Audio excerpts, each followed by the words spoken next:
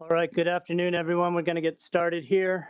We will be meeting jointly with the Atlantic States Marine Fisheries Commission Policy Board.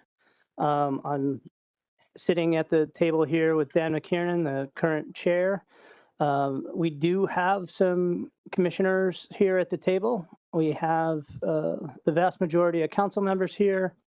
I know that the 3 council members that are online have zeros in front of their names. Not sure how many of the policy board commission members do. So with Tony Kern's help, we will do our best to make sure to recognize all the commission members at the appropriate times to speak before we turn it over to the public. We will be doing our best to police that. We'll see how any motions that may come out of this agenda item, Dan and I will take turns between council and commission as we see appropriate based on makers of the motions. So this next agenda item is for the Recreational Sector Separation Amendment. We have several presenters. I'm listed are Kylie, Chelsea, Tracy, and Hannah. I'm not sure who's going to start us off. It looks like, oh, yeah, sorry, go ahead, Dan, and then we'll turn it over to Chelsea.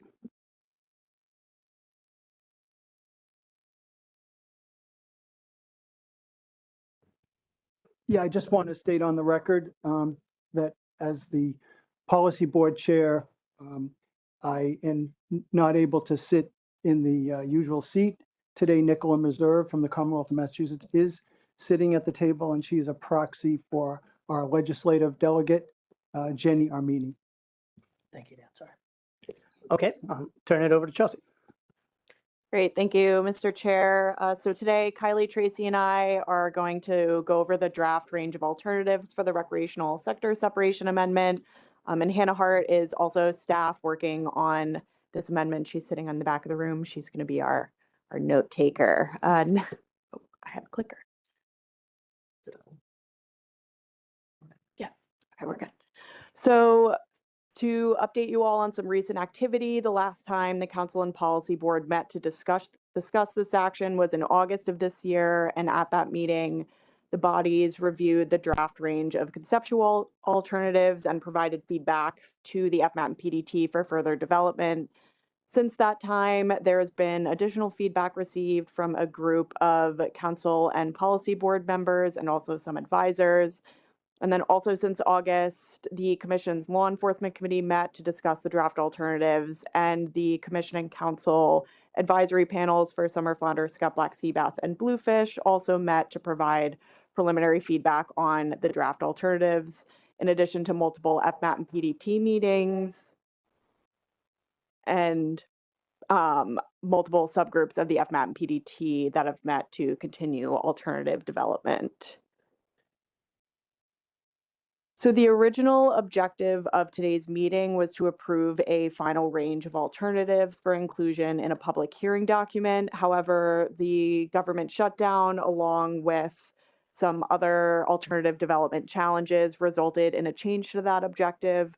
So the new objective of the meeting today is for the Council and Policy Board to provide feedback and direction in as much detail as possible for refining the list of draft alternatives.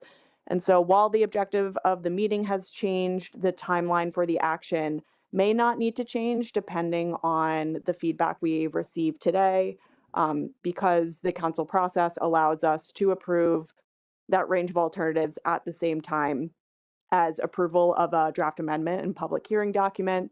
And as of right now, that is tentatively scheduled for the spring of 2026. But again, the remaining timeline is going to depend on the guidance received today and the complexity of the remaining options. So speaking of the timeline, we have the timeline up on the screen right now. As I just mentioned, as of right now, we are scheduled to approve a draft public hearing document and the range of alternatives in the spring of 2026. Then public hearings for the draft amendment will occur in the spring and summer of 2026, which means the Council and Policy Board could take final action on the amendment in the summer or fall of 2026, leaving the effective date of management changes occurring sometime in the spring or summer of 2027. And then just one other timeline note that we'll mention later in the presentation. Back in August and then at follow-up advisory panel meetings, folks have expressed some interest in the idea of holding a public workshop or meeting to gather additional input on the draft alternatives for members of the public, stakeholders who are not on the advisory panels to be able to provide input in the process. And so we're going to discuss options for this type of meeting later in the presentation and how they may impact the action timeline. So moving on to the draft purpose and need for sector separation. The last time the draft purpose and need statement was discussed was back in August, and feedback from you all indicated the need to refine the wording in the purpose and need statements and to clarify the need for the action.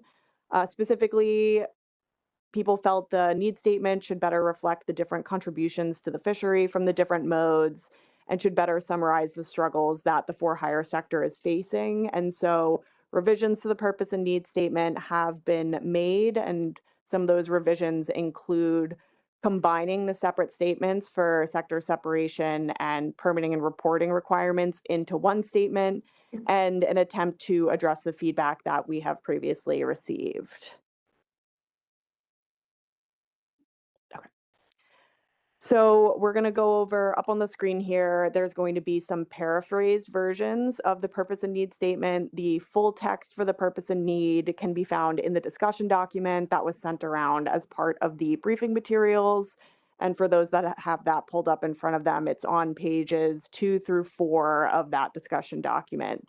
And so the purpose for this action is to evaluate whether the for-hire and private angler components of the recreational fisheries for summer flounder, scup, black sea bass, and bluefish should be managed separately, and whether additional permitting and reporting requirements are needed to support this approach. Through the separation, there could be an increase in the responsiveness of management to the needs of recreational stakeholders across the two modes. And then moving on to the need statement, the need for action details that currently mode split measures are implemented in an ad hoc fashion with variation by species and region, and there is a desire for greater consistency and increased use of mode management approaches. Different management measures by mode can better account for mode-specific differences in operations, incentives, reporting practices, and economic vulnerability. For-hire operators must manage fixed business costs and depend on predictable regulations for financial planning and trip marketing, and there are some concerns about declining for-hire participation and economic viability. While private anglers have more flexible participation patterns and different financial considerations, combined recreational measures may distribute constraints unevenly, and permitting and reporting changes may be needed to support effective implementation of mode management, because the current flexibility allows participants to easily move in and out of the for-hire mode, which could undermine the effectiveness of mode-specific measures. And then finally, increased consistency among states in permitting and reporting could improve the ability to analyze and apply mode-based regulations.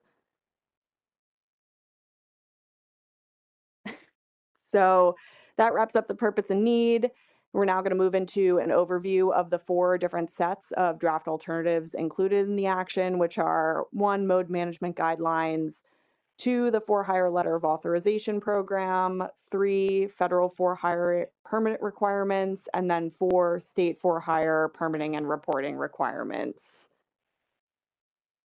But before we jump into the mode management guidelines, we did just want to make a note that the discussion document and the supplemental memo that were sent along as part of the briefing materials outlines where detailed feedback on each draft alternative is needed from the Council and Policy Board. And so following the presentation, we are going to take the discussion by section, and we will flash up those discussion questions on the screen to help guide the discussion and get the feedback that the FMAP PDT needs to continue developing these alternatives on the provided timeline. So now we're going to move right into the mode management guidelines. And so before going into the sub-alternatives for mode management, we did want to note that the FMAP and PDT has struggled to develop specific alternatives for this issue that achieve the amendment objectives without making the process more restrictive. So the FMAP PDT has had a lot of discussions about how currently states have a lot of flexibility when using the recreation demand model for summer flounder, scup, and black sea bass, and the associated decision support tool. And so as it stands, states can submit any combination of options, which include options for mode split measures, so long as those options are at or below the recreational harvest target that's defined using the percent change approach. And all of the draft alternatives to date that have been explored would limit that flexibility, and the FMAP and PDT was unsure if these alternatives were in line with the purpose and need for the action. And so detailed additional guidance from you all today is needed to continue developing these options if continued development is desired. So for the mode management sub-alternatives, there are 4 sub-alternatives, the first being the status quo option. 1B is uniform approaches or guidelines for mode management. 1C is requirements to consider and/or implement mode management. And then 1D is for regional for-hire measures. And then there were also just some additional comments in the document that didn't fall under any of the sub-alternatives. And those are related to some alternatives that were considered but not recommended for further development, and questions about the applicability of bluefish to this amendment. So moving on into a little bit more detailed overview of these sub-options. Subalternative 1B would establish guidelines for implementing mode management, including analytical approaches, degree of difference between measures by sector, and approaches to minimize enforcement concerns. So currently, mode management for these 4 species occurs through different mechanisms. As stated earlier, for summer flounder, scup, and black sea bass, states have some pretty considerable flexibility when setting their recreational management measures. And the FMAP and PDT found it challenging to develop mode management guidelines that would not limit that flexibility, and could really only think of options that would restrict the application of mode management, such as prohibiting the use of mode management for overfished stocks, or things along the line of limiting the use of mode management when large reductions are needed in order to more evenly spread those reductions across modes. And so the Council and Policy Board should consider trade-offs between consistency in the application of mode split regulations and existing flexibilities for states to implement mode split measures across species that are best tailored to the needs of state anglers. And then additionally, when this action was originally initiated back in 2022, the Council and Policy Board discussed a desire to explore analytical approaches, but the FMAT, like analytical approaches to considering things like mode split measures. But the FMAT and PDT discussed that since the initiation of this action, we now have the recreation demand model and the decision support tool that we use for setting recreational management measures in state and federal waters. And this tool seems to have addressed that need. And so the FMAT and PDT didn't see a clear need for additional analytical guidelines at this time. The next subalternative that we have is 1C, which is requirements for considering mode management, which would require the consideration or implementation of mode management. And so for this subalternative, the FMAT and PDT had many of the same concerns as the previous subalternative. And in addition, the FMAT and PDT noted that specifically for states, by requiring states to consider mode management for states that are not seriously interested in pursuing mode management, may add additional unnecessary workload to state staff and commission staff. For state staff are the ones who are developing those options that would include the mode management measures, and then for commission staff who need to compile all of the state options for approval and ensure the combinations of options across states achieve that coast-wide harvest target for each species. It may also incur unnecessary costs as they relate to running the recreation demand model and the decision support tool, which can incur costs per run. And then for bluefish, the bluefish recreational management measures are typically recommended at the coast-wide level each year, but it would place an additional workload on the bluefish monitoring and technical committees if states are not seriously interested in implementing mode management, but required to consider mode management. And then the last sub-alternative that we have is 1D. So this is for regional for hire measures, and this has not yet been discussed by the Council and Policy Board. This alternative was added after the August meeting of the Council and Policy Board. So 1D would consider implementing regional management measures for the for hire fleets for these 4 species. So one set of measures per region. The FMAP and PDT discussed that 2 or 3 regions would be appropriate, and also noted that, regional management is already used in some capacity for at least for summer flounder, scup, and black sea bass, while bluefish measures generally do not vary much along the coast, coastwide. Most states implement the 3-5 bag limit split, with just 2 or 3 states not implementing that mode management split and just sticking with a solid 3 fish, or for Georgia, which has conservation equivalency through the commission process. But for the species that do use regional management, so summer flounder, scup, and black sea bass, at least for summer flounder and black sea bass, the regions are defined in the FMP. And so the FMAT and PDT had some questions surrounding if the region should be uniform across all species with the exception of bluefish, and if the current regions defined in the FMP should be reevaluated through this action if that is the case. And the FMAT and PDT just in general expressed concerns that the current regional layouts for these fisheries may be incongruent with the concept for regional for hire measures. And then finally, before moving into the advisor feedback, just some other comments as they relate to mode management. There was one alternative that was considered for inclusion, but ultimately not recommended for further development, as mentioned before.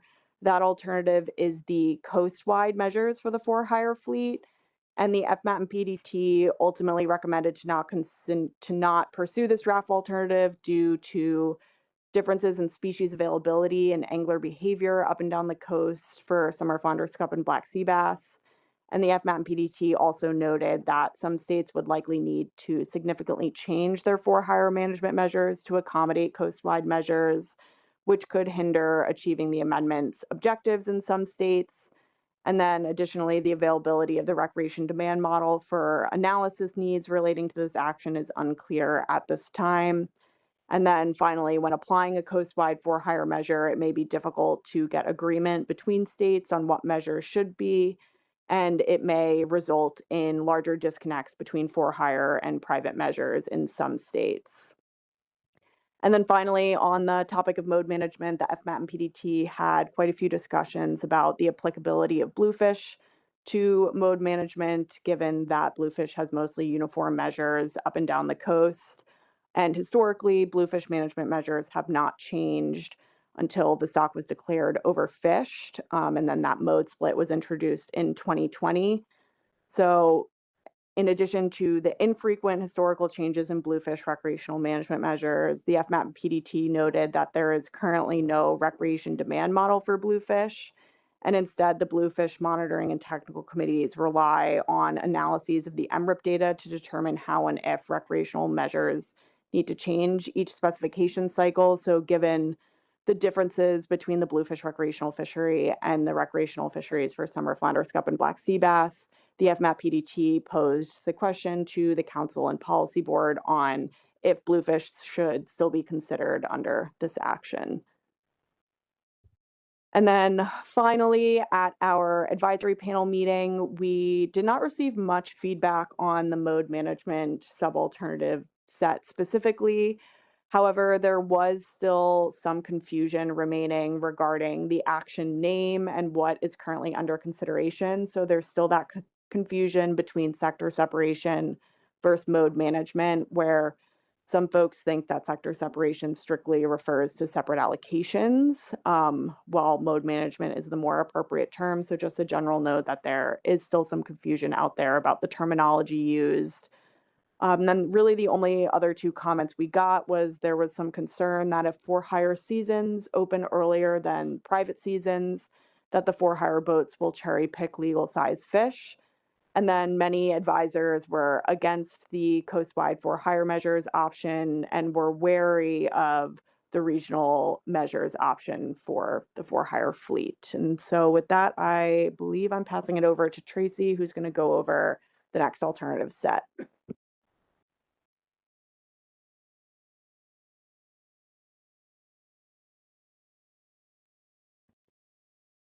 Thanks, Chelsea. So I will be moving on to the second alternative set, like Chelsea said, the for hire letter of authorization program. This set of alternatives was previously, I think, under the mode management, but we've separated it out to make it its own set of alternatives to clarify things. So under a letter of authorization program, federally permitted for hire vessels would have the opportunity to opt into a specialized set of recreational management measures tailored specifically for the for hire mode, including bag limits, size limits, and/or fishing season. These regulations would be conservationally equivalent to the coastwide or federal waters measures and would be structured to enhance viability and client satisfaction for the charter and head boat operations. So, for example, in exchange for a higher bag limit, the letter of authorization program measures might impose a shorter season or a larger minimum size. And participation in this program would be voluntary on an annual or biannual basis and would require vessels to commit to the program for the entire fishing year or years. Because of the nature of state or region-specific conservation equivalency, states would need to authorize for hire vessels permitted or landing in their state to participate in the letter of authorization program and recognize the letter of authorization specific measures. Additionally, the LOA participants would be subject to enhanced reporting requirements, which I will touch on shortly. So, rundown of a proposed timeline and process of what a LOA program would look like. If established, the LOA program would become part of the annual recreational measures setting process and review process. So the monitoring and technical committees would recommend LOA measures developed by the recreation demand model or some other alternative method to allow some sort of flexibility there. And the upcoming recreational measures cycle, along with other recreational management measures. In December, the council and board would vote on the for hire LOA measures along with changes to coastwide recreational management measures and conservation equivalency. States would need to decide at that time whether to opt into the program. So on that same timeline and deadline as the finalization of that state's other recreational measures. Once the state decides to elect in, GARFA would be able to begin authorizing and issuing LOAs to interested participants. And a list of participating vessels would be maintained and shared with participating states to assist with enforcement. And for hire captains who opt in would be bound to the regulations of the LOA for the program duration, regardless of where they are fishing. And they would not be able to add or drop participation in the program at will. So now to get into the specific alternatives under this LOA program, first focusing on the specific details of the program. This first alternative set specifies which species the LOA program would be created for. However, regardless of the option selected, vessels would still opt in to participate on a species-specific basis and receive separate LOAs by species. So, for example, if an LOA program was created for summer flounder and black sea bass, vessels could apply to receive an LOA only for black sea bass or only for summer flounder, whatever's desired. So selection of 2A-1-A as it's numbered in your document would include all the species in this action. So that's summer flounder, scup, black sea bass, and bluefish. The second sub option there, 2A-1-B, A federal LOA would only be available for species that are eligible for federal conservation equivalency, which is currently summer flounder and black sea bass. And then that last option there with the -C, federal LOA would only be available for species not currently eligible for conservation equivalency, which is scup and bluefish at this time. So next, the next set is length of participation. In 2A-2-A, annual program, states would opt in and participants would have to apply to the federal LOA program annually. Once in the program, states and participants would be required to follow the management measures of the LOA program until the end of the calendar year.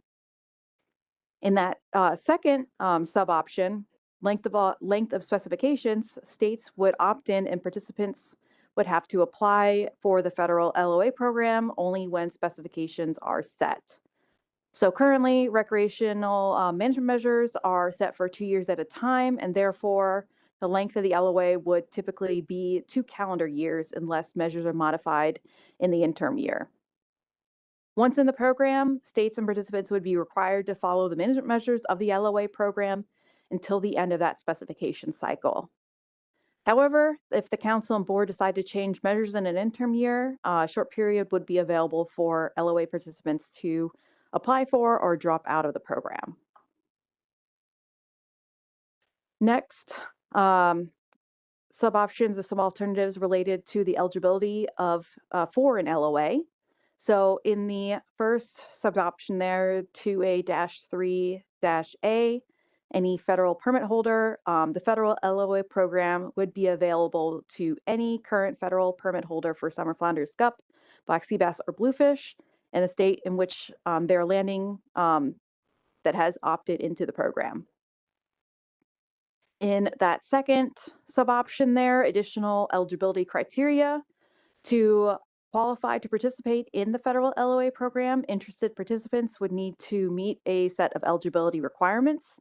And this could include, but are not limited to, demonstrating for higher activity prior to the control date, demonstrating a certain amount of activity on a rolling basis, or complying with additional reporting requirements. And this is one point here where we are requesting additional feedback from the council and policy board on what sort of eligibility criteria do you think would be appropriate for LOA participants.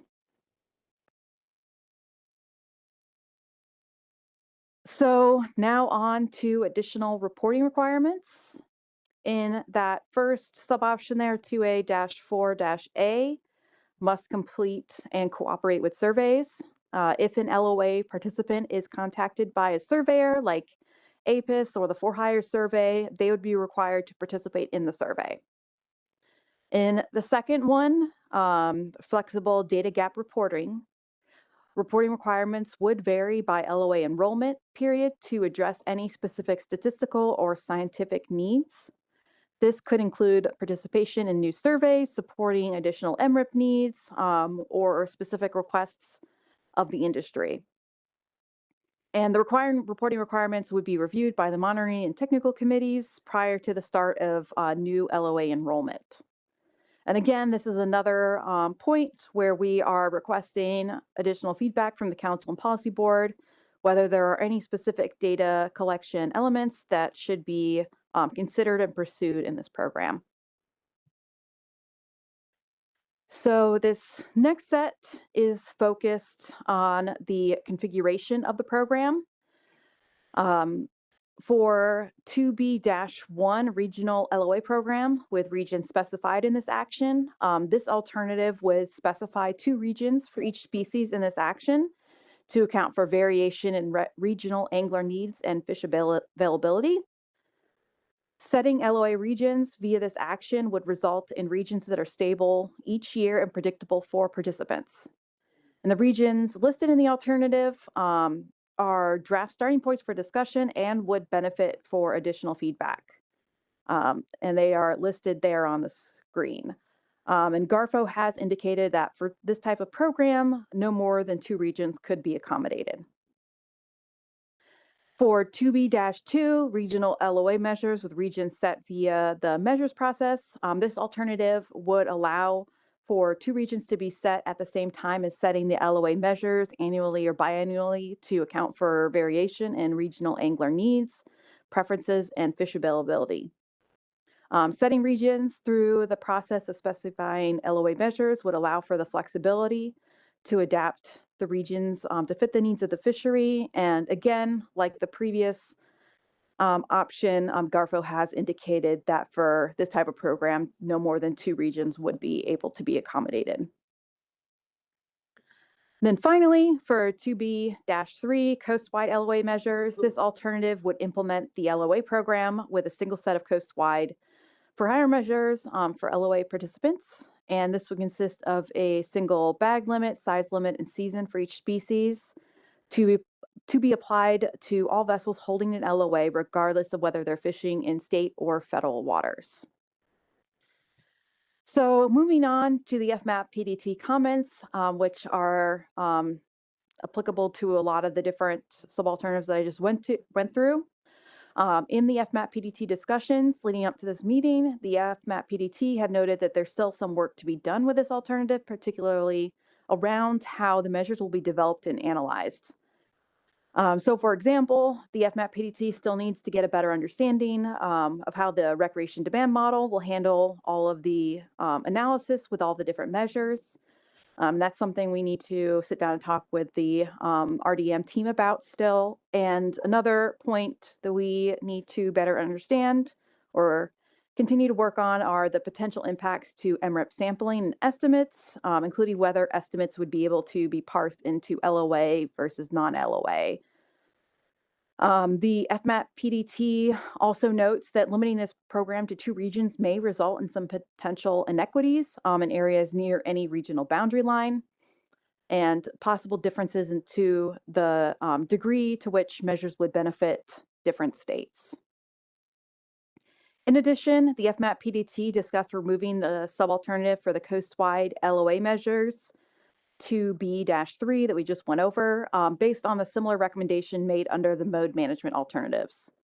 However, the FMAP PDT wanted the council and board to provide guidance on this before making any decisions and recommendations because the LOA program is opt-in on a much more limited scale compared to mode management.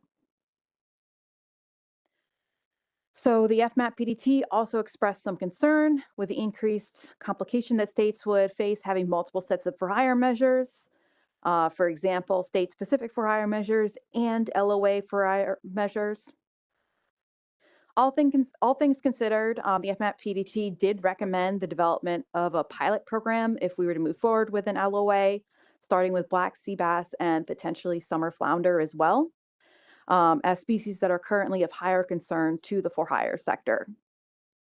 In addition, both are managed under conservation equivalency, which may make the implementation of the LOA easier. And if the council and policy board wanted to move forward with this approach, the alternatives could focus on the selected pilot program species, and then the management document itself could clarify how additional species could be added in the future. And then lastly, similar to mode management, the FMAP PDT discussed whether an LOA program would make sense for bluefish, given that bluefish recreational measures are already mainly coastwide with a mode split in place.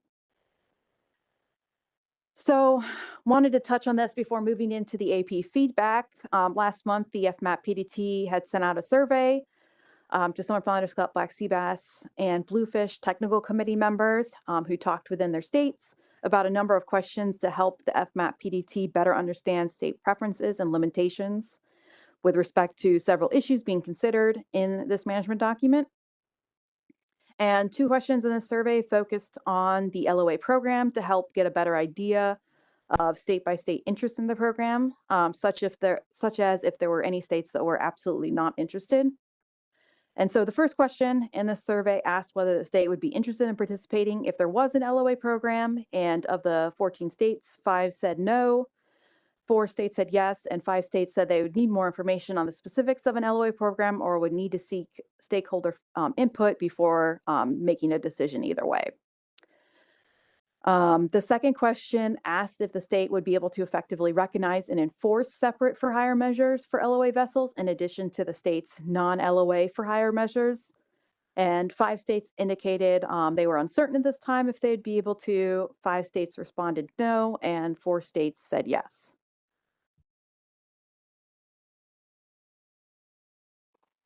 So finally, moving into the AP feedback.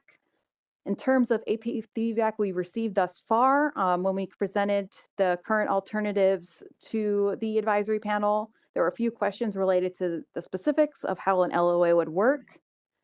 It was also noted during the meeting that the LOA program as currently written seemed fairly complicated, and there was some confusion on how the LOA program differed from the tiered permit system, which Kylie will get to very shortly. And the AP also noted that the LOA program may be confusing for potential clients. For example, it was asked how would clients know who to hire for a trip if measures vary by vessel. The AP noted that the main motivation for an LOA program was black sea bass, and there was some discussion by a couple of AP members whether if, like, for example, if black sea bass measures were ever liberalized, or if when the MRIP estimates are updated, if things change for the fishery, the LOA program may not be needed anymore. The AP also had a few suggestions regarding the LOA program, such as that LOA participants should have the option to be able to make up bad weather days at the end of the season or be issued a number of sea days to provide additional flexibility to counteract the unpredictability of bad weather with their businesses. And it was suggested that the program would not be effective unless all states participate. The AP also expressed concern and had some questions about whether the amendment would consider drawing that line for regions, and an AP member suggested that it should be more than 2 regions. And the AP also noted that it was a bit difficult to comment on the utility of an LOA program without more information provided on how it would work and be set up. And then lastly, members of the AP supported additional eligibility and reporting requirements for the LOA to ensure that the program focused on legitimate for hire vessels. And I will now pass it over to Kylie.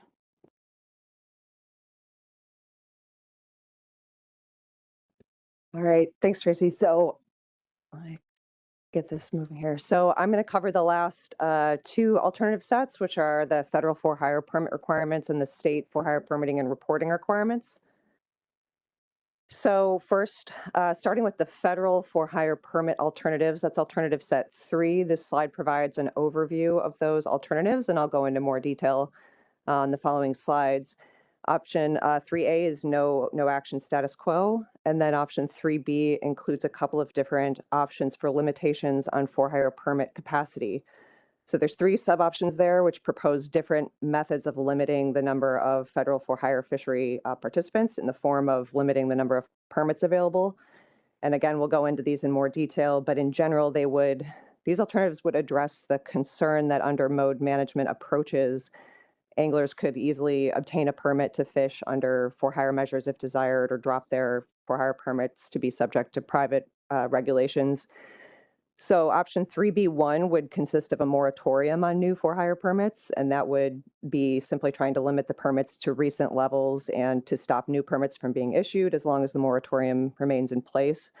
This could be temporary while the council and the board consider additional criteria for holding a permit.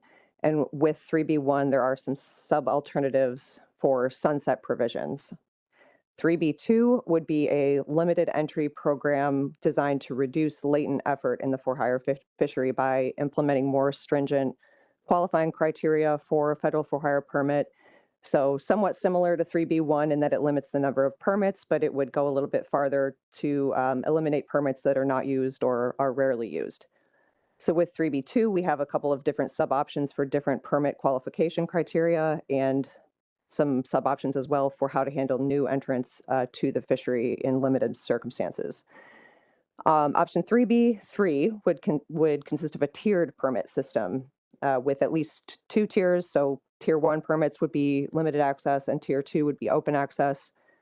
And that summarizes the sort of permit capacity limitation alternatives. And then we have one final alternative under set 3, which is 3C, not related to permit capacity, but an additional requirement on the for-hire permit holders of requiring a minimum level of participation in the for-hire survey. So option 3A, no action status quo. Currently, anyone with a valid vessel operator's permit can apply for a federal for-hire permit. These are open access permits. They can be dropped or added at any time, assuming the permit holder is in compliance with the reporting requirements for all the permits that they hold. And for reference, the number of federal for-hire permits issued in 2024 is included in this table, ranging from 812 federal permits for scup to 942 for black sea bass. And just a quick reminder for just some context of previous discussions before we get into the capacity limitation options, that the number of for-hire permits issued in any given year for these species is quite a bit higher than the number of permits that is used in the sense of landing species that you're permitted for. So about 22 to 37% of issued permits are associated with reported landings of the associated species in recent years. And there's a bit of a trend in these figures. Overall, the number of permits issued for each species in the blue bars does seem to be going up slightly over the past 10 years, but the number with reported landings in the orange bars seems to be fairly stable. So getting into some of the details and the sub options under 3B. For 3B1, again, this is a moratorium intended to stabilize the number of fishery participants to recent levels. And during that moratorium period, the Council and Policy Board could consider a more comprehensive access limitations if necessary or desired. So we have drafted this alternative around the use of the control date that the Council adopted back in February. So that control date, as a reminder, was a notice to the public that the Council might consider developing measures to limit participation in the fishery. And in doing so, they could use the control date as a reference point in their criteria, but there is no requirement to use that control date. So, but we did, the FMAP PDT did draft this option around that since that's now in place. 3B1 specifies that in order to be eligible for the moratorium permit, you would have to have been issued a federal permit at any time prior to February 11th, 2025.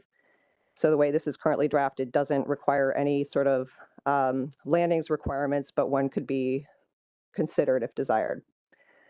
So no new permits could be issued during that moratorium period for as long as that's in place. However, the permits could be transferred between for-hire vessels without restrictions. We've also included some sunset provision sub-options here that include no sunset provision. So that would mean the moratorium would remain in place until modified by a future action, or a 5-year sunset provision so that the moratorium would expire 5 years after implementation unless extended or replaced by another action.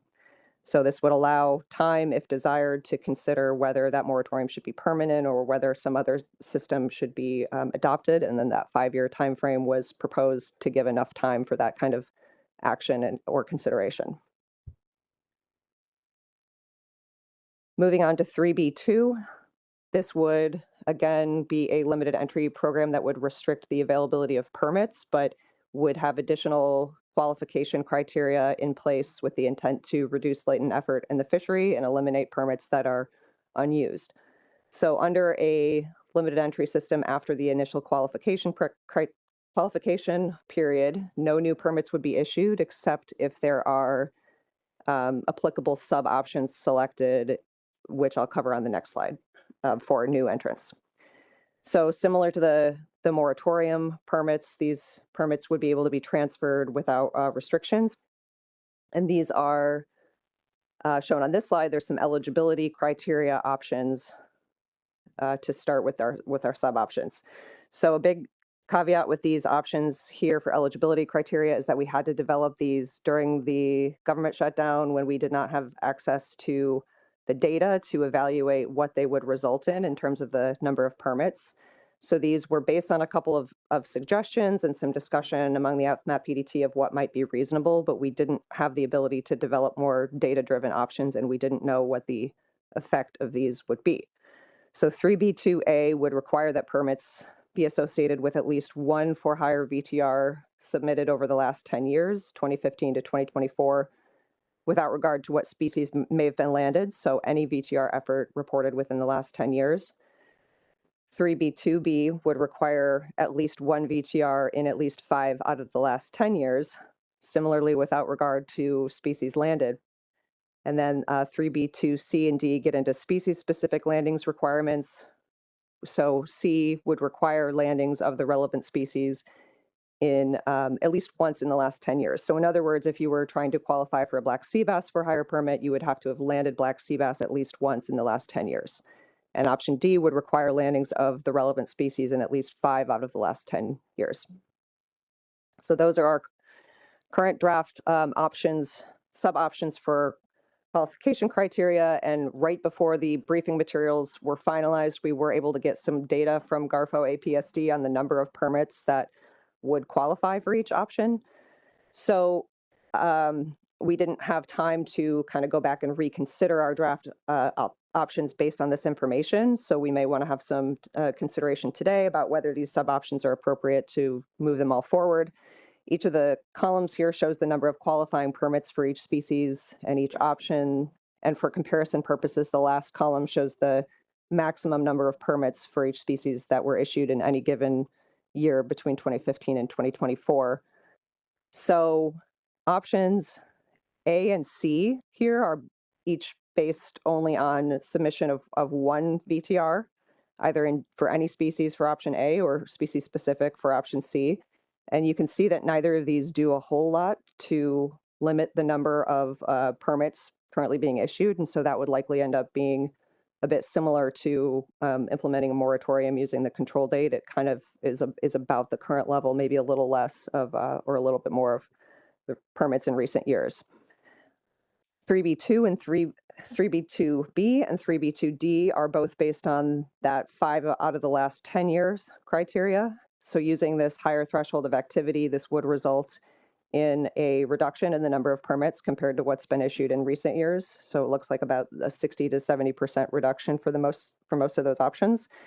This makes sense thinking about the figure shown earlier regarding the number of issued versus active permits in each year for these species, showing kind of the percent of active permits for each species ranges from about 22 to 37% of the total species-specific permits, depending on the year and species.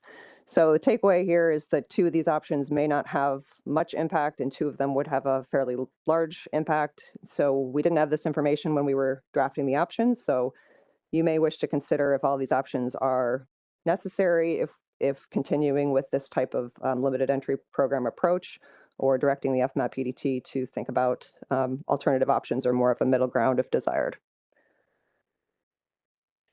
Continuing with this additional sub-options under 3B2, these are the sub-options about how to handle new entrants.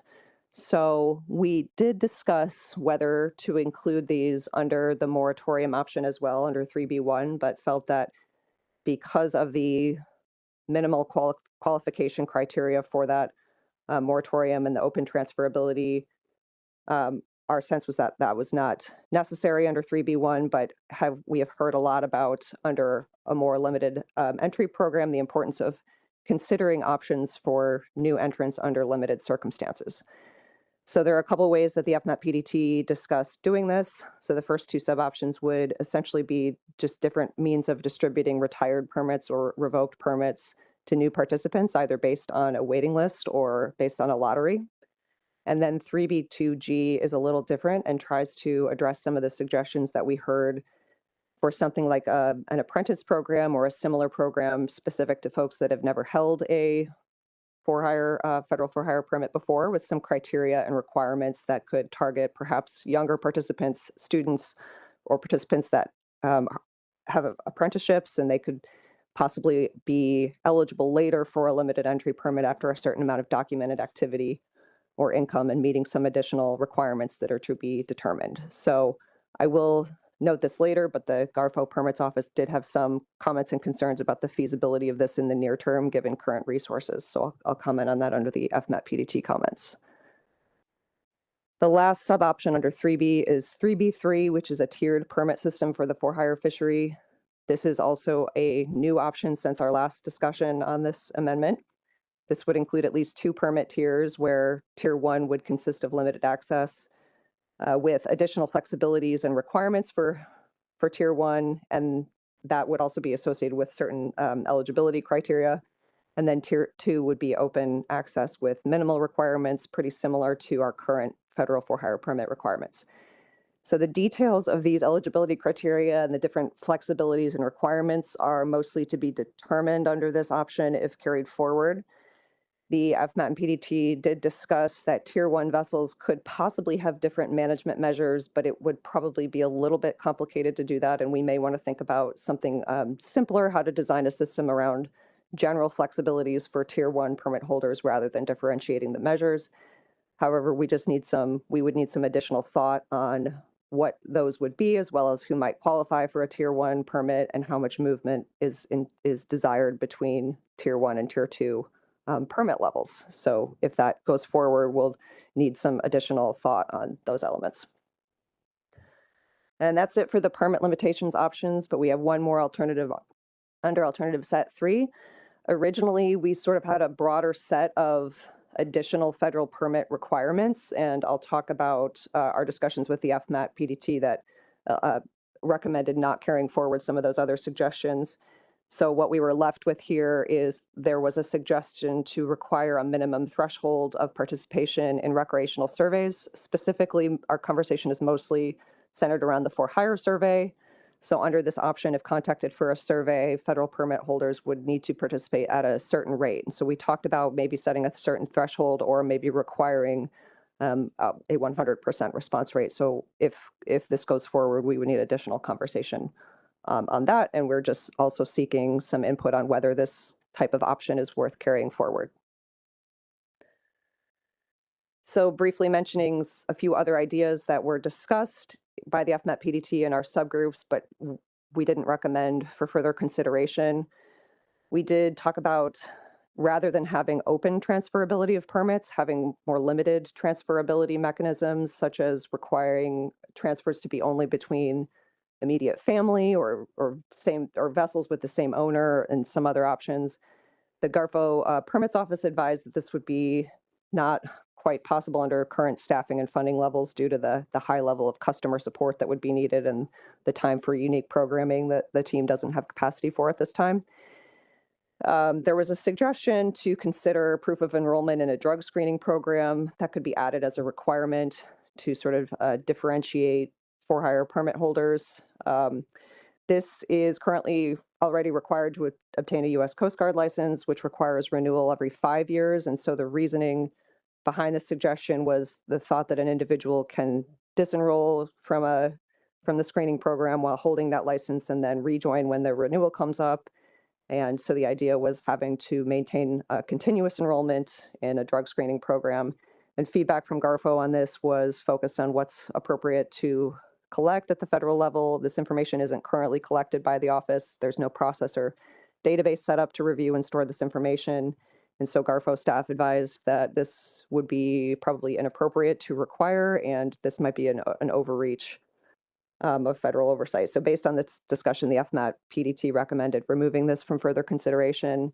Similarly, requiring proof of liability insurance was suggested to provide some additional threshold of proof of kind of investment in a for-hire business to differentiate more serious for-hire operations. And GARFO had similar advice about the proof of enrollment in a drug screening program, that there aren't systems set up to do this, and that this may be inappropriate to require. And then finally, we talked back in August, we had an option that you all discussed that would have placed limits on the ability of federal for-hire permit holders to add or drop their permits multiple times throughout the year. So we had an option that would place a limit on that to once per year.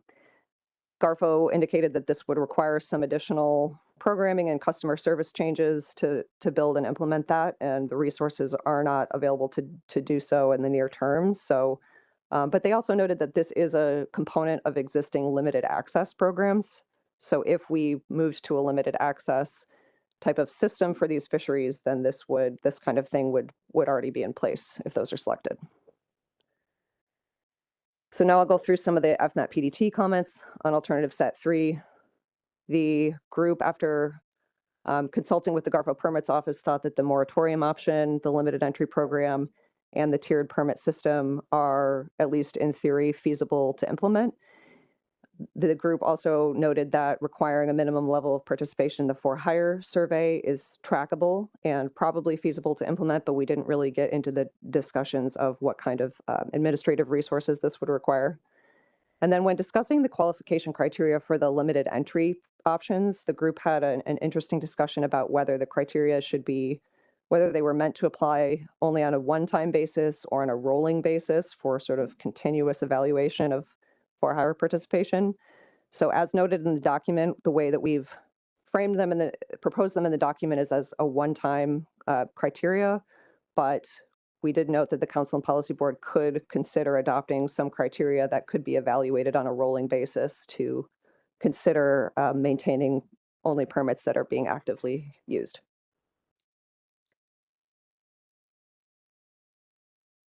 So the FMAT also considered at one point in discussing the tiered permit system option, discussed whether to remove that, given that we noted some similarities conceptually with the LOA program. So both of these sort of have two pools of participants that may be operating under different management flexibilities and different requirements. The group did ultimately want to keep both in, at least for discussion today, given that there may be different pros and cons of those different approaches that could be worth for further discussion. And then finally, as I noted earlier, regarding that sub-option for the new entrance pool under 3B2, which would develop more of a program for previously unpermitted participants, Garfield Permitting had some comments about the near-term feasibility of that and noted that that could be difficult or involve lengthy timelines to implement that, depending on what is desired there. So this kind of thing is probably possible, but it doesn't exist currently for other permits. And so it would require a lot of staff time and development that Garfield might not be able to support in the foreseeable future with current funding and staffing. But the FMAT PDT did note, we thought about removing that from consideration, but noted that the ability for new participants to enter the fishery has been highlighted a lot as a very important consideration by managers and advisors. And so wanted to leave this one in, at least for discussion on whether that's worth pursuing in the longer term. All right, and just moving on to the AP feedback on the permitting and reporting. We didn't get a ton of comments from the AP on this, but one member spoke against any sort of limited entry option that would not include options for new entrants, and they did like the tiered permit system option. One member spoke in favor of limited entry with a moratorium on permits and suggested an annual % of income as a qualifying criteria for a permit. One AP member supported mandatory for-hire reporting, and then some expressed, one AP member expressed concern about latent effort with the for-hire permits, with that information that I showed earlier about the number of for-hire permits issued versus the number of folks reporting. Okay, so that's it for alternative set 3. I'm going to move on to 4, which is a lot more brief. So almost done here. So under alternative set 4, we have 3 options, and this is, again, the state for-hire permit and reporting requirements. So 4A would be no action status quo. 4B would require state level for-hire limited entry programs, and option 4C would require state level for-hire reporting requirements. So 4A, as we've discussed before, there is a summary table that's in the document that is new, that tries to summarize some of the variation in the state level requirements for permitting and reporting. It varies a lot among the states based on the results of a survey by the commission earlier this year. This table in the memo or in the discussion document summarizes sort of the basics of this, and there's also more detail on the state-specific permitting and reporting requirements in Appendix B of the document. Most states have a state-level for-hire permit of some kind, permit or license, and none of those state permits are species-specific. A couple states have some form of limited entry, and then in the remaining states, the for-hire permits are pretty easily dropped and re-added as desired. And then the reporting requirements vary by state, with some states having no reporting requirements and others having reporting requirements only in certain circumstances, and others having comprehensive for-hire reporting for all trips. 4B and 4C are fairly similar, so we've grouped them together here, with 4B, which would require states to implement for-hire limited entry programs in states where they don't exist already, and 4C requiring state-level reporting for states where it doesn't exist already. So these both would be implemented by putting in place a requirement in the Commission's FMP that the states adopt these type of measures. And the specifics of exactly how these programs would work would be up to the individual states, but we would need to put in place through this action some sort of minimum requirement through this action. So states could determine, for example, their own limited entry qualification criteria in order to address whatever basic requirements are set by this action. So we do need some additional discussion if these go forward about exactly what those minimum, the requirements should be that should be implemented through this action. So FMAP PDT comments. So a second survey was administered to the states about feasibility, but overall the FMAP PDT felt that we needed a little bit more discussion and a little bit more feedback, guidance from the Council and Policy Board on the feasibility of these options and whether these are desired to remain in the document. So Appendix B has those survey results talking about what might be required and what the feasibility might be of implementing changes to these types of requirements. The majority of the states indicated possible feasibility, but 9 of 14 noted that there would be legislative action needed or a lengthy department process that would be needed to implement those. There were also some concerns expressed about financial and administrative burdens to implement these. So as I mentioned, if these go forward, we would need some feedback and additional discussion about what the minimum requirements for both the permitting and reporting would be and the time frame that states would need to implement these types of changes.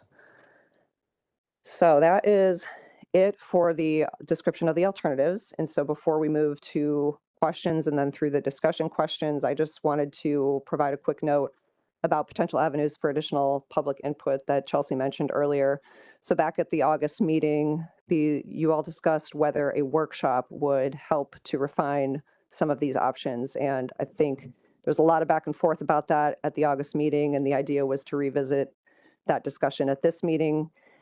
There has been a lot of stakeholder interest in helping to work out the details of these options, particularly for the LOA. We've had a lot of folks approaching staff and the FMAP PDT and attending FMAP PDT meetings with offers to help us think through these options. And there is a lot of interest in additional participation on these issues. So we did provide a couple of thoughts in the cover memo for this briefing, for the briefing materials about how we might approach that.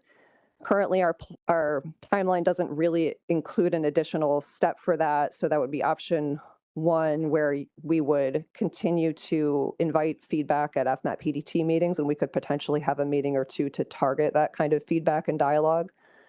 We could hold a workshop in sometime in early 2026. We did note in the memo that this shifts a lot of staff time away from developing that draft amendment document. We would pretty much put that on pause in order to support a workshop for further feedback. So that would end up likely delaying our timeline. Or there could be some other approaches such as open webinars or small group discussions where we could figure out ways to get additional feedback to help us refine some of these options. So that's all I have that's all we have for the presentation. And we do have slides with those discussion questions that were highlighted in that supplemental memo that's posted for the briefing materials. But we thought we might want to pause for questions before we work through those. Thank you. Yeah, thank you, everyone. So once we get into the feedback, we will try and break this into chunks. And hopefully everyone had a chance to look at the meeting materials. There were some guiding questions that I think will be very helpful to us. But before we get into that, I'll look to the Council and Commission for questions, clarifying questions on all the presentations that have been put forward. I see Jim Gilmore. Go ahead, Jim. Well, I've got a lot of questions, so let me just go into one piece. So I thoroughly believe that this will only work if we have some regional approach to it. And essentially now we're talking about either 2 or 3 regions. Sounds like the feds are definitely on to that. We have to have 2 regions on this. And as I looked at the examples, my favorite place that we split it every time is between New York and New Jersey. And essentially, if we split it in New York and New Jersey, we've got 5 water bodies that are involved with that split. One of the most probably worst places we could do this. But again, we always do this on geographic, perceptions, essentially, whatever the state is. So kind of 2 questions to this. Can we evaluate looking at a region or splitting the regions in a less dynamic area, like within a state? And I won't even go into the details of that right now, but you could pick an area where there's not a lot of dynamics, only maybe one small water body, which may make more sense in terms of management, enforcement, and a whole lot of other things. I'm moving east. If I go in New York and east, then I've got Long Island Sound and Block Island Sound. So there's places along the coast that are probably, from a biological, ecological standpoint, not the best places to be doing these splits. So I would request that we could probably, first, can we do that? Is there any legal limitations to doing a split that's not a political boundary? Can we do it within a state or whatever? And then secondly, can we look at some options under that before we have a lot of experience with management and state by states and whatever, and we went to 15 state regions, whatever, and it just got to be really, really complicated. So I think we need to keep this simple. And again, political boundaries may not be the best place to be splitting it. And one of them, I just simply, the workshop, I'm in total favor of the workshop because I think we need to lay out scenarios on how this would work on a regional basis, on, going up and down. I think we had a lot of discussion. Several of us rode together in a car, and we want to have a quick discussion on it. 2 hours later, we're still talking about it. We had more questions than we had answers. So if we could lay out different scenarios as to how this would work, whatever, at a workshop, I think would be a positive thing to do. So I'm in favor of that. Thank you.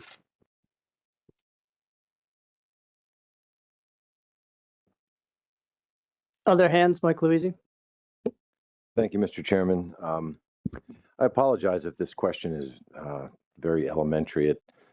I don't have Maryland. We don't have a lot of experience in Maryland with LOA programs. And I was curious when I saw the table asking states if they had, if this was an option, would they be interested in signing up, opting in to an LOA program? I said yes, but I looked down the table and there's a whole bunch of no's, and I'm not sure yet.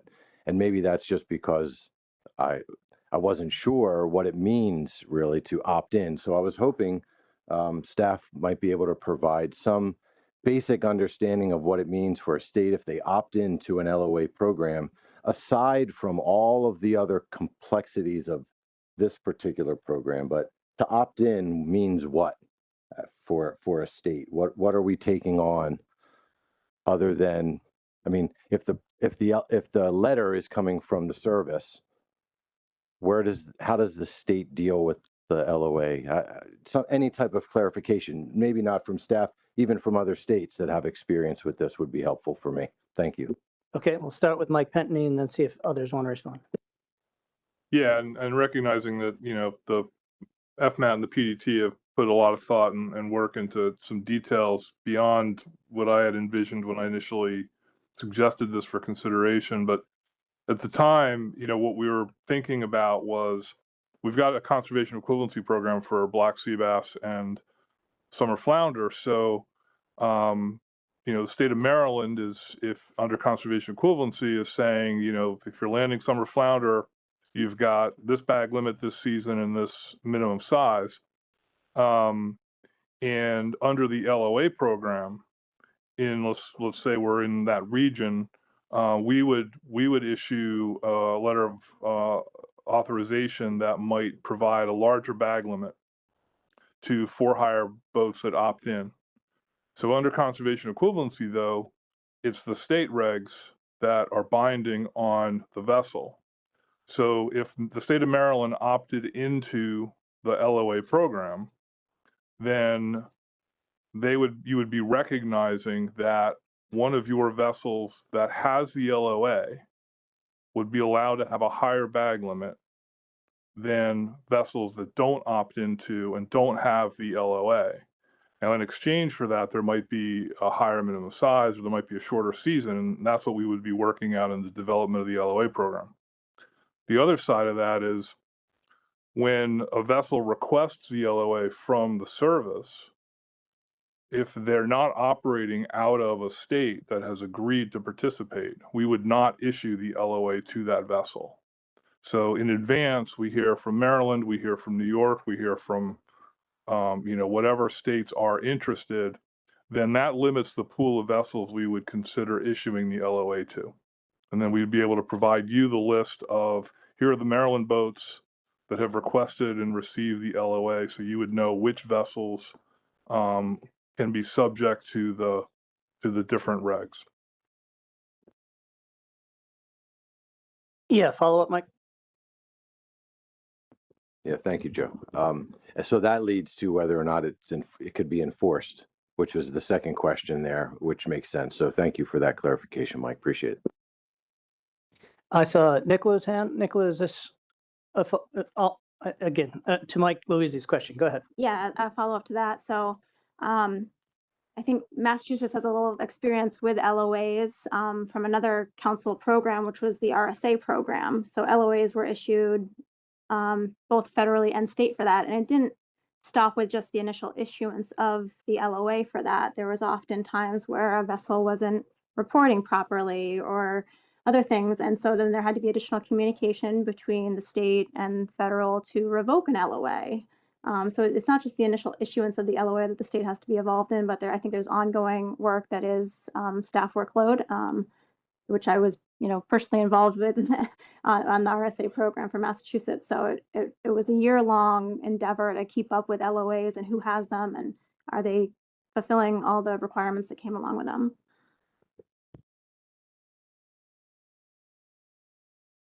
Okay, I'm sure we have more questions, but I don't see any hands up right now. Go ahead, Adam. With regards to the limited entry component, what, if any, discussion has been had about limited entry of operators versus vessels? One of the scenarios that I look at when I see like the 3B2B and the 3B2D is you have a lot of operators, particularly on the six-pack side, that continue to change vessels, increase the size of them. So when I see a scenario over a 10-year period, about 5 out of 10 years, an operator could purchase a new vessel every third year and would not qualify under that scenario under any of their 3 vessels, but yet for 10 straight years be a contributor as a for-hire operator. So I really think that consideration of operators versus vessels is really important in this discussion. And could you elaborate on what discussion has been had to date about how to include that consideration? Yeah, we have talked about that a little bit. We weren't proposing any sort of change to the way that the federal permits are issued or who they're issued to, but we did have some conversations about the challenges of the current system not having history associated with the recreational for-hire permits as they are currently, because they're not limited access. I don't believe they have that history associated with them. And I don't know, maybe Garfa has more detail on that. Yeah, follow up, Mike. Well, I mean, granted, this is, we're talking about quite a paradigm shift in looking at moving for-hire permits to a limited access or moratorium system. But on the commercial side, when the council develops a limited access or moratorium permit system, there's qualification criteria that get established up front, and then there's an application period where the vessel owners submit their paperwork that demonstrates that they qualify under the qualification criteria, and then we issue the limited access or moratorium permit. When we do that, we create what's called on the commercial side, we create what's called a moratorium right ID or MRI. And commercial, participants in the room know what that is. And that follows the history throughout different vessels. So effectively, the MRI is like having a meta permit number that will follow that permit, even if the owner upgrades their vessels or trades out or replaces vessels along the way. So we'll see MRIs that have bounced through 5, 10 different vessels over the course of a couple generations. And it's the MRI that maintains the moratorium right to have access to that fishery. I don't know if that helps, Adam, but that's basically the concept on the commercial side.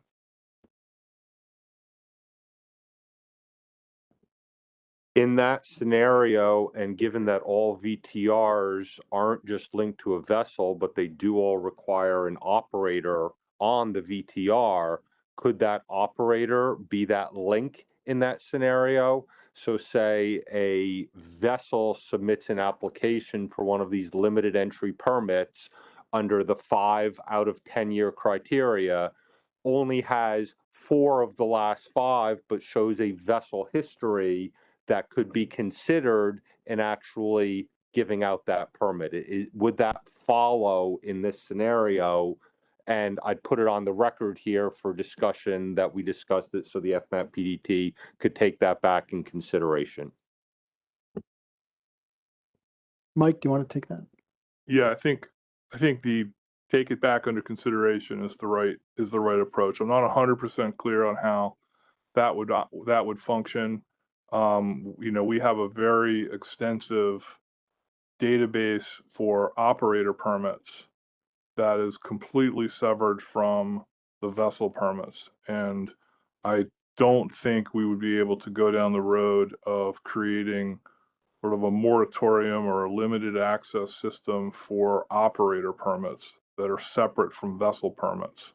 It would be more likely we'd be looking for a way for how we can best bring for hire vessels into moratorium or limited access systems that we have established for commercial vessel permits.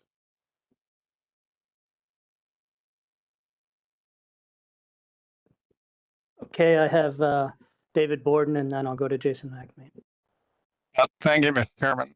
Question on the LOA, and the question is, as I understand it, the LOA is federal LOA is valid for the entire year, and there are boats, and I've raised this before. There are boats in the six-pack fleet that participate in commercial fisheries, recreational fisheries, and also in charter fisheries on the same trip. So once a vessel gets a federal LOA, is it anticipated that all of their landings will be basically accounted for in the charter category, or are we going to split the landings among all those different groups?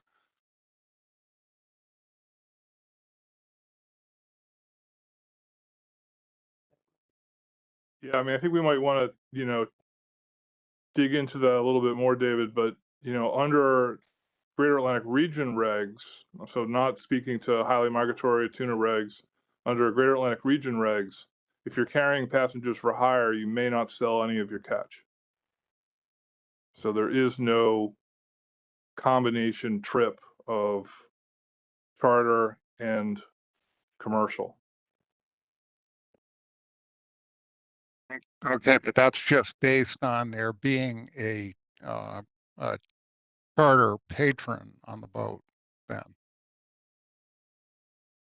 So the rest of the time they could fish commercially then. Correct. If they have both a commercial, valid commercial permit and a for hire permit, when they're carrying passengers for hire, they may not sell their catch. If they do not have passengers for hire on the boat, it's just the captain and the crew, then they can sell their catch. Yeah, I just thank you very much, Mike, for the for the point. I just make the point that this is going to get difficult to account for. And I think the technical folks have to think through how they would handle that type of issue. And while I've got the mic, Mr. Chairman, I agree with Jim Gilmore's point about the need for a workshop. I think it'll really sharpen some of the questions that would get raised in any document. Thank you very much. Okay, thank you. Jason McNamee? Thank you, Mr. Chair, and thank you, guys, for the really thorough slideshow. One thing I was wondering about, I think this question is to you all. There's like one gap that I am wondering if there was a decision point that we've kind of passed by already, and that's why it's not in there. But you know, I was reading through all the options and wondering about what we go into one of these different versions of this.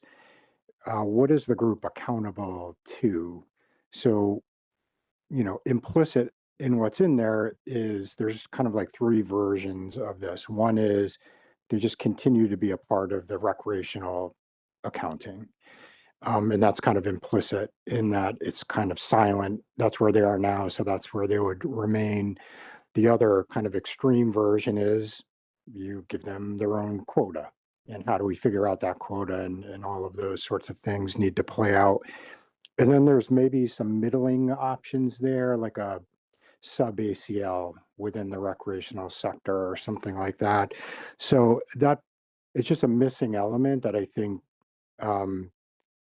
you know, kind of plays into this. So we would get like one step done, you know, with the document that we have now, and then would have to follow up unless that decision has already been made and I just missed it, which is possible.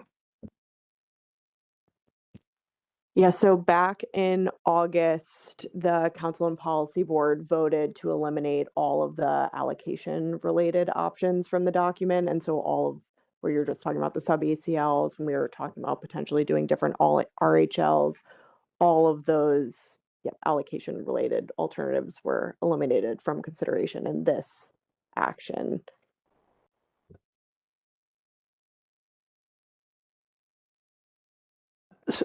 I had a question about what looked like concern for the LOA, I guess, impacting MREP, or how that would be accounted for.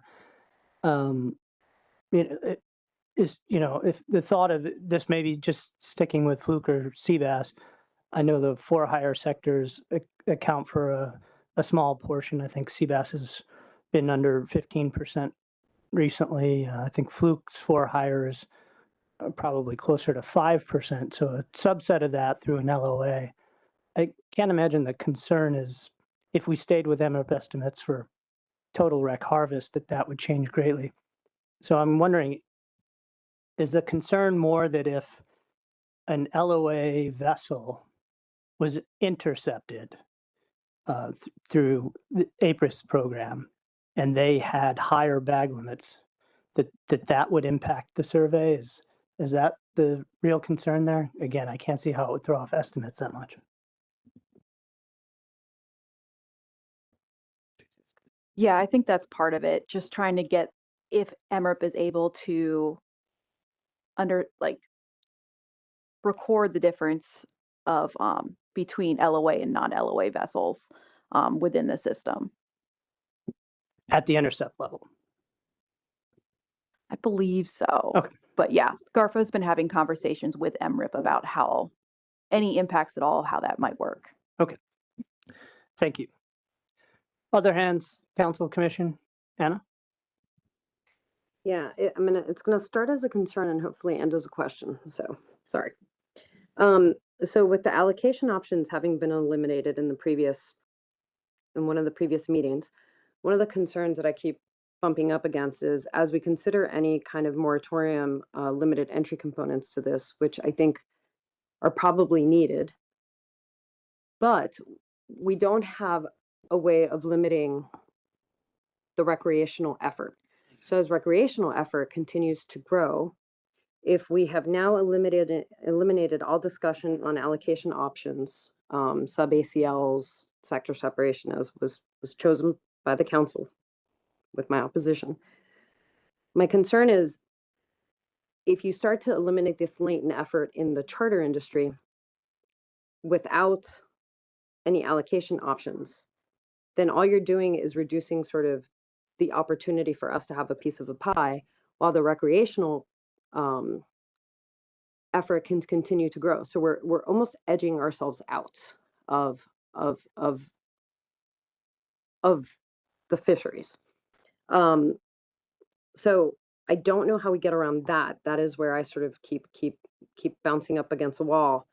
And then in terms of having a new entry pool, that's almost a must, because even if we reduce latent effort, the only way that we're sort of going to maintain our piece of the pie effort-wise would be to make sure that all those permits, even if they're showing latent effort, are still being utilized in some way by new entrants or kind of wanting to come in, you know, through some of these programs. And none of the ways that we're gonna accomplish this is so interconnected that as we sort of go through and we hear that the staffing and the resources are limited, there's no way of doing this well without making it a bit complicated. So so in the totality, I think I'm struggling most because I feel like we are missing part of the discussion that we've chosen to take out of this when we said, all right, we don't want to deal with any allocations. But I think there is going to be some outfall to not being able to do these other pieces well, potentially without having had that as part of the discussion.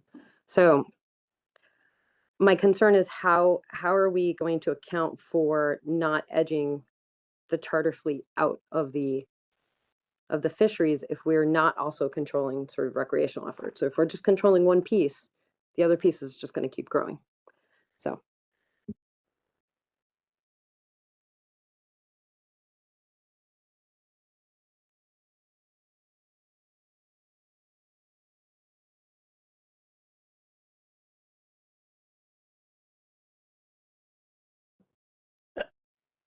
Look to staff if they felt that there was an answerable question. If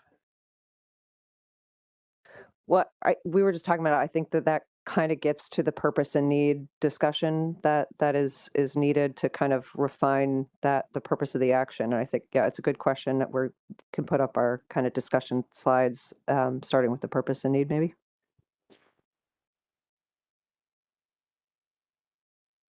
yeah, I agree. So I think, Anna, with that, then as they get into feedback, I think it would be important to come back to that. So I'm not seeing any hands online. Any other hands?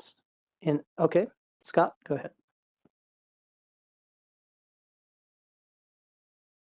Yeah, thank you, Mr. Chairman. So I guess I'm confused. I'm a little confused. We have an issue in Maryland on the coast where guys that are quote unquote legitimate charter boats or legitimate for hire guys feel like they're being kind of encroached on by boats that aren't necessarily charter boats or for hire boats. And they're on places like Fishing Booker and things like that. And I don't think we have, like Mike said, to Mike's point, I don't think we have much of an issue with any kind of LOA permitting, but I'm wondering if this is coming from other states. I think it was slide 37 where it showed the amount of different permits that folks have right now.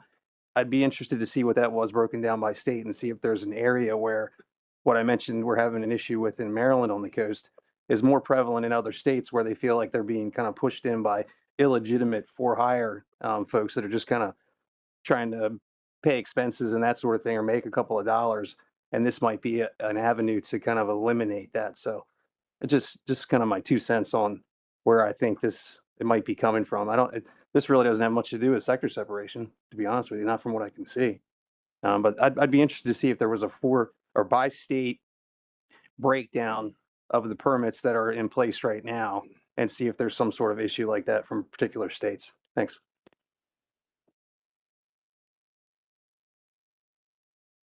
Okay.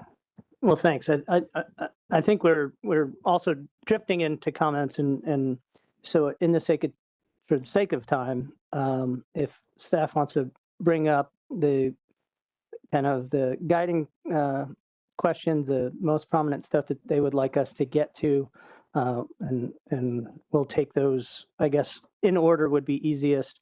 I am thinking that as we get to the discussion on state versus federal permits, we'll see if we can do that as one or break that up too. So.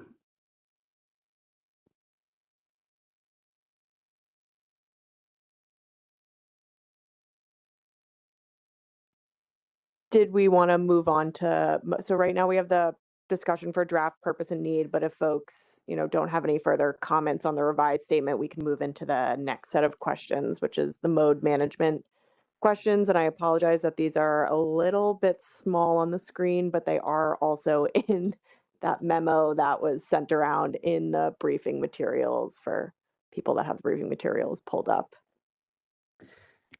Yeah, thanks, Jesse. I do see one hand from Doug Heyman. So Doug, go ahead, and if it's on the purpose and need, we can go back to that. So go ahead, Doug. Yeah, thank you, Joe. And it is on purpose and need. So I still struggle to find the problem within the need statement. I get that the business entities that are involved in recreational fishing would like to see a more stable set of guiding principles, guidelines for them to operate, but I don't see where the problem is. And one sentence in particular on page 3 says that the AP performance reports have consistently raised concerns about declining for-hire participation and economic viability. And I'm trying to balance that statement in the need of declining for-hire participation with the need to limit participation through limited entry. To me, those two statements just don't go together. And so I think that it's a solution looking for a problem. And yeah, thank you. Okay, thanks, Doug. While we're here, I'll just very specifically ask if there are any other comments or feedback on the purpose and need. Nicola? Thank you, Mr. Chair. So I'm looking at slide 6 that says that the purpose is to evaluate whether the for-hire and private angler components of the recreational fishery should be managed separately. I think the council to some degree and commission have already made that decision. When it comes to bluefish, we said yes. When it comes to scalp, we said yes. So it kind of gets this issue of mode management and the PDT's struggles with developing options that would limit what is already a very flexible situation. And I think a question that I have is actually when we set non-preferred coastwide measures for black sea bass or summer flounder, would the council and commission be limited from having a mode split in those non-preferred coastwide measures? Could it define a different bag limit for the modes within the coastwide measures? So is that just another example that we already have the flexibility within the current structure to do mode management if we want? And it kind of brings me again to this point of what are we doing with the mode management options? I'm very much opposed to 1C, I believe it is, that would require states to implement mode management or require our consideration of it, which could largely be a paper exercise. So there's a lot within 1A that I have questions about how it meets the intent of the purpose, and whether or not, again, we're trying to fix something that isn't broken right now. Thanks. Yeah, thanks. I know. I think one thing that I was struck by was the additional context of these potentially being guidelines, which wouldn't necessarily be restrictions, but could be kind of best management practices. I've said it on the record many times. I think the way we handled the mode split for bluefish was looked upon poorly by quite a few members of the public. We were in a situation where handling something like that on the fly certainly limits public input, which is a concern. And I think, pursuing guidelines on what's the best way to handle these situations, knowing we still may need flexibility because we may be in a situation in a particular year or through a particular time in rec setting measures where there isn't an easy alternative. We look at black sea bass, it seems like we're always kind of hamstrung by our timelines. I guess, Nick, to some of your other points, and this was pointed out, because of the labor intensive process that we go through with the RDM, the idea of an additional paper exercise for states to be forced to consider something that they wouldn't actually be interested in implementing. I share your concern there. Any other hands on this? Jason? Thank you, Mr. Chair. And sorry, we may be bouncing back and forth, and I'm about to span the two things maybe. So I agree with the statement made. I don't think we're evaluating anything with this. Maybe we are, but I thought the purpose and need statement was pretty good. It kind of captured the things that I thought were the purpose. It was just the term evaluate. I kind of agree. I think what Nicholas said was, by taking this action and the statements that are made about this kind of tension that exists between the rec and the party and charter, that's kind of the point for me, is to see if we can do something about that, that tension. And then when it comes to I think it's okay, maybe some modification of the word, evaluate is something we could make it a little better. But then to drift off into the mode management stuff, I tend to agree. I don't, I guess I appreciated the kind of thought that went into it. Are there things that we can kind of put around it to gain some consistency? And I think the answer was no. And so kind of maintaining maximum flexibility for the states to do it if they want, and how they set it up, I think is the way to go in my mind, and not try and artificially put bounds on it if we don't have to. The point is to maintain flexibility, not to constrain ourselves. So I don't know if what I'm implying there is that section can actually drop completely, but maybe that might be what I'm saying. So thanks. Thanks, Jay. Erica Burgess? Thank you, Mr. Chair, for recognizing me. I also have concerns with the purpose and need. I've raised this before.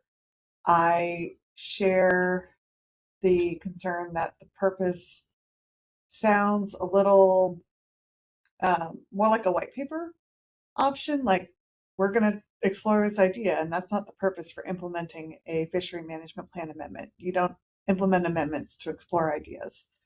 And I think that's an unwise pursuit. It also isn't clear to me what the actual need is. As is written, it lends it to being interpreted that there's an agreed upon desire for greater consistency in the application of mode management. I don't think we've made that decision yet, so I don't support that language. And again, I think this is a hyper-regional issue that is being pressed upon coastwide species, specifically bluefish, for an issue that does not apply to the entire coast. So I oppose the purpose and need as written. I don't think it actually captures the reality on the coastwide scale. And this is a coastwide fishery. And therefore, I do not think that there's a need for this amendment. And I don't support any of the actions with it. Thank you. Yep. Thank you, Erica. And I'm going to go to Ben, but considering Erica's comments, I think that as we move through these items, really we may be looking to motions to truly clarify this for staff and just for what this document will end up looking like. So Ben, we're going to go to you, and then again during that time, if folks will consider motions on what it is they would like to see stay or remove. Go ahead, Ben. Thank you, Mr. Chair. In drilling down even further in kind of what Nicola and Erica have said, drilling down more specifically to bluefish, and based upon since we've, as Min mentioned, there's already mode separation in that fishery, and so regarding some of the PET's comments in this document regarding the LOA and for mode-based management, for not inclusion of bluefish in any of these alternatives, I would be in support of that for the reasons already noted. Thank you. Thanks, Ben.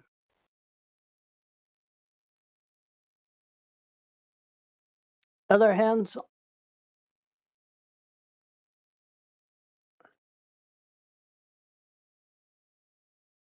All right. Well, I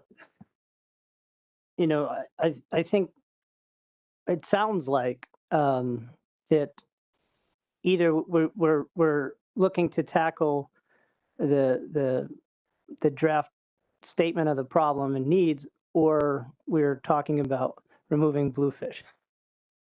So I think we can move on to the next agenda item, or we can tackle that right now. Pleasure of Adam. Go ahead. Yeah, so let's tackle it, Mr. Chairman. I'm going to make the motion on behalf of the board to remove bluefish from this action. Okay, we have a motion by Adam Nowalski. A second. Is that Doug? Is that your hand for a second? Yes, sir. Okay, second by Doug Haymans.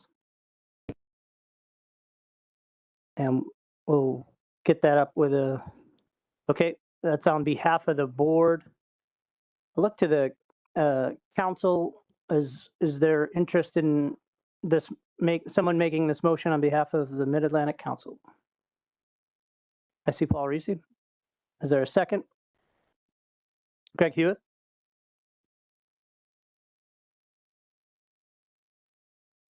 Okay, Adam, I'll look to you first. Thank you, Mr. Chairman. We've had a lot of discussion at a number of different meetings about the merits of including bluefish. I think we just need to put this issue to rest once and for all, whether we're going to continue with bluefish here. We already have a number of actions at the council and the board level where we're doing a degree of mode management. There is clearly, out of all the species discussed in this document, bluefish continues to rise to the top as the greatest source of consternation. And given the importance of this to other species in here, I really think we need to move on to what are the species that are going to benefit most from this, and not have issues with debating the merits of bluefish being included here to give us the greatest opportunity to achieve success for the other species. Thank you. Doug, anything to add to that? No, I agree with Adam and what he just said. In short of being able to vote down the entire amendment, I support removing bluefish. Okay, thank you. Paul? Pretty much the same thing. Yeah, we'll get rid of bluefish and let's see if we can move on with this. Greg? We're all good. Nicola. Thank you, Mr. Chair. My concern with this motion right now is that we don't yet know what is in the amendment from which we're removing bluefish from. There are other options in here about some additional for-hire permitting restrictions that could be applicable to bluefish. The more we do mode management, the more incentive there is for non-for-hire vessels to get a permit to access better regulations. And those concerns apply to me for bluefish as well. So I just can't support this, removing it at this point before we know what's in here and tackling some of those other issues to see if they're still in the amendment and think about how we limit the for-hire mode management regulations to people that are really for-hire operators. Thanks. Thank you, Nicola. Jason McNamee. Thank you, Mr. Chair. I also don't support the motion. I don't know. I agree with what Nicola just said, and also kind of thinking about it like a portfolio. If we are to do something, bluefish could be another, species in the portfolio for a party and charter operator. And if we, I don't know, take that out, we're just making that portfolio less diverse. So I don't think that's the right way to go. Jim Gilmore. Thanks, Mr. Chairman. And I'm kind of of the same opinion that we're sort of taking things out already. We don't even have a plan yet, and it's like getting a little premature. Now, not that I think at some point we may remove bluefish, but right now, as I said, I was in favor of doing a workshop. We need to understand this better before we start taking things out of it. And if it turns out after we get a better understanding and what you had said, Adam, that bluefish really is not appropriate here, then we would take it out at that point. But we're putting the cart before the horse, I think, at this point, and I would oppose taking it out at this particular time. Thanks. Okay, I'm going to go to Megan Ware and then Mike Pentney. Thanks. Can you hear me, Joe?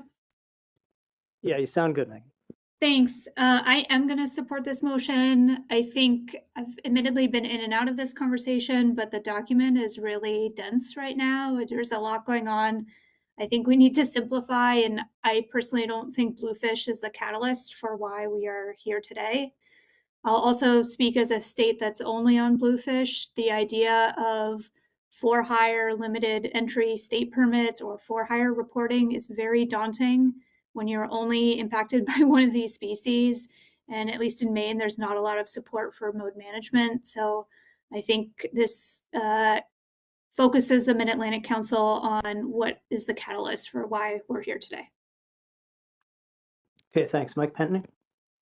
Thanks, Mr. Chairman. Yeah, and just following on Megan Ware's comments, I think the catalyst, I like the use of that word. I think, we started down this road because of issues that we were hearing from our for-hire captains, primarily on black sea bass and summer flounder. And I think removing bluefish at this time will allow us to really kind of get back and focus in on those issues. It doesn't prevent these bodies in the future. If we come up with a really good solution and someone says, oh, well, actually, that might work for bluefish as well, we can always then initiate an action for bluefish and bring it into the fold.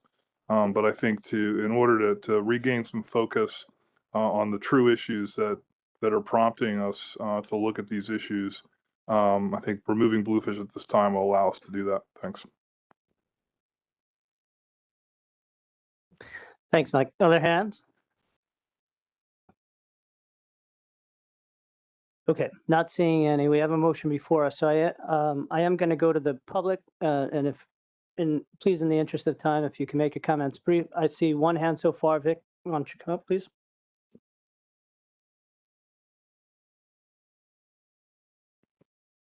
I come to these meetings all the time. You all know me. I'm probably the one that pushed for this the most. All the captains who sent me down here from the Mid-Atlantic, they all want to know why sector separation was taken out, because it seems like this whole document has gotten way more complicated than it was. The party boats are just the for-hire industry. Our clientele are the plumber, the firemen that come down once or twice a year and may want to go out and catch as many fish as they can get. The one thing that all the party boats have in common, and that I'm on the advisory board, if you have 900 permits and 400 guys are reporting, those other 400 permits should go away. Maybe not go away, maybe get tabled, but the guys who want to see sector separation in our own allocation are the guys that are reporting every single day. We're the guys that have the drug programs and the Coast Guard inspections and every other thing. We want our own allocations. Like, one of the problems I see, the control date. I just bought a new boat in May. I have no history on that boat because I don't have history from all of our boats in our family from 1949, because my permit don't follow me. It follows the boat. It's the boat I buy. So when I buy a new boat, I get a new permit. So that's one problem I think that we need to solve right away. We're not a commercial boat that carries our permit from boat to boat to boat.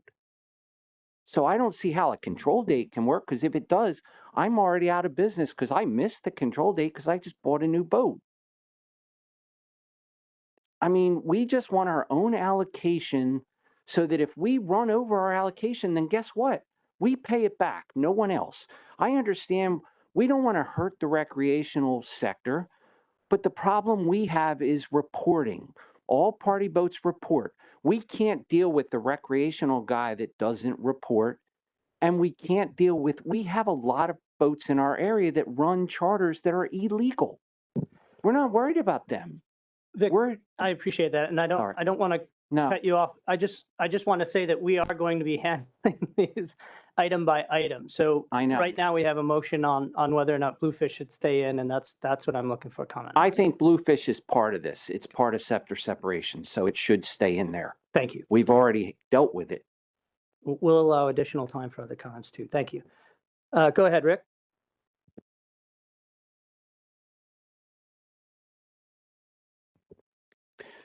Hi, everybody. Thank you, Mr. Chairman. To the motion, I'm completely passionate to Jason McNamee's comments about a portfolio, and I think mode management within the for-hire sector, including Bluefish, would be certainly desirable. But I'm also trying to count votes here, and I don't think we have the votes, so I would suggest we pass this motion. I support it. Thanks. Mike Wayne.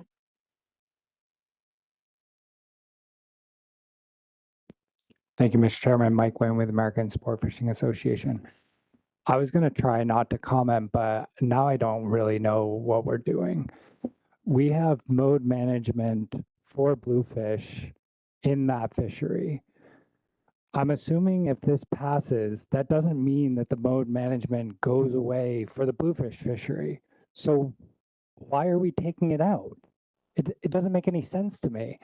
We're literally, this group is about to talk about creating guidelines for mode management, of which Bluefish would have been the biggest beneficiary for, because the Bluefish process to get to mode management didn't really involve public input.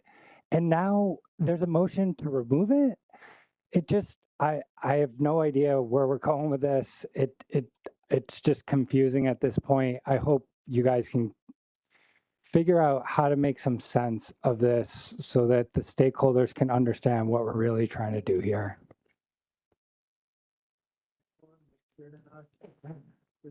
Okay, I'm going to allow one more comment from the public on this. I'm going to go to Mike Beardenach, and then I'm going to bring it back. I saw some hands at the table.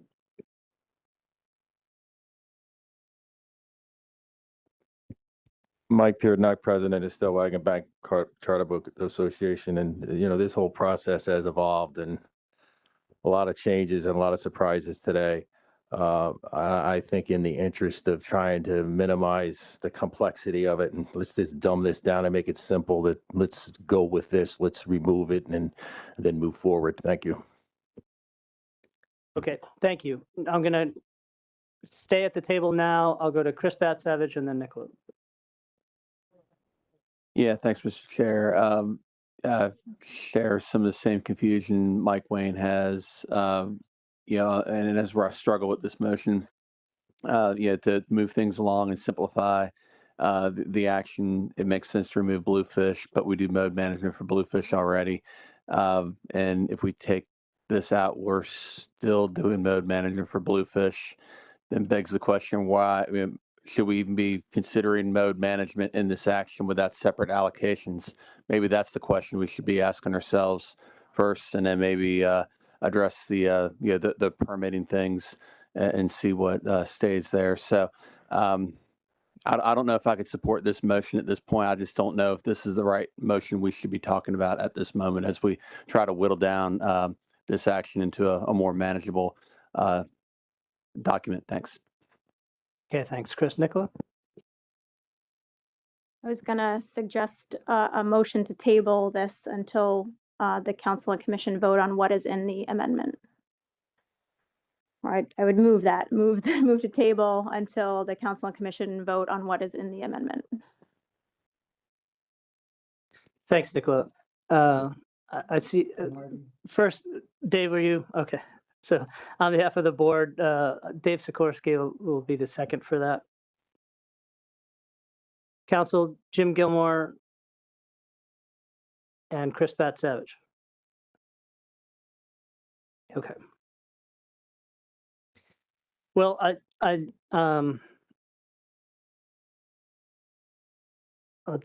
just let me see how we want to handle this as far as voting. So give us 1 second here.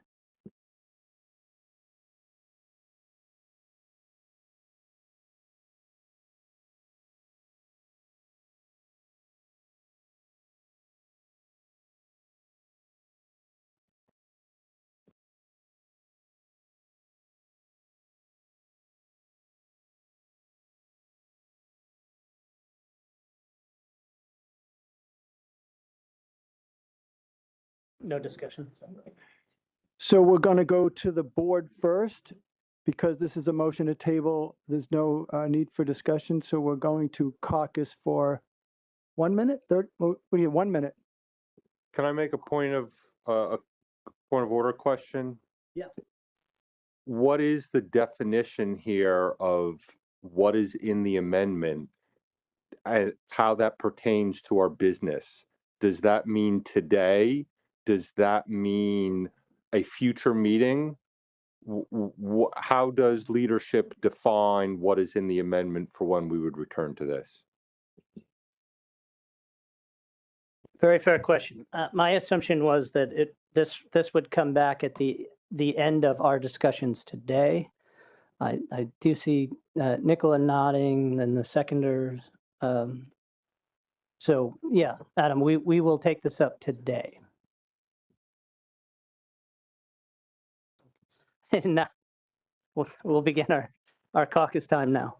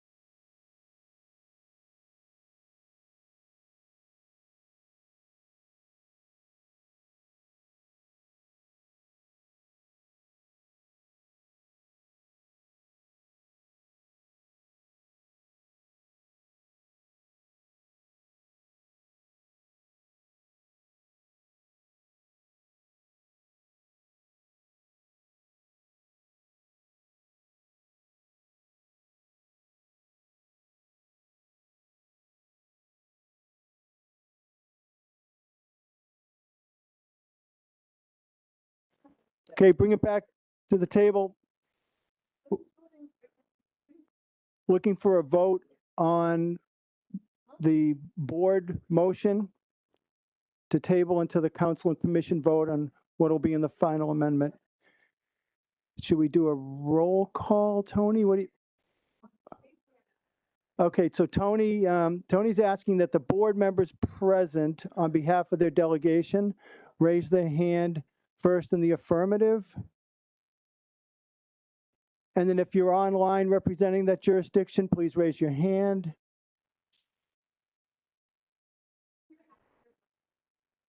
If the back of the room can quiet down, that'd be great. All right, I have Massachusetts, New York, Connecticut, Delaware, North Carolina, Virginia, Maryland, New Hampshire, Pennsylvania, Maine, Rhode Island.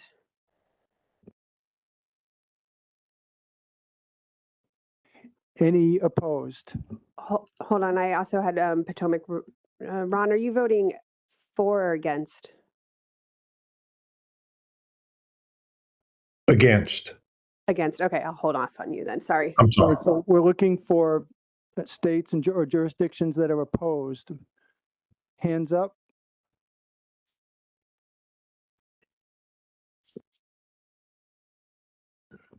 New Jersey, NOAA Fisheries, Potomac River Fisheries Commission, Florida, South Carolina, Georgia. Any abstentions? Seeing none. Any null votes? Seeing none. Tony, do you have the tally?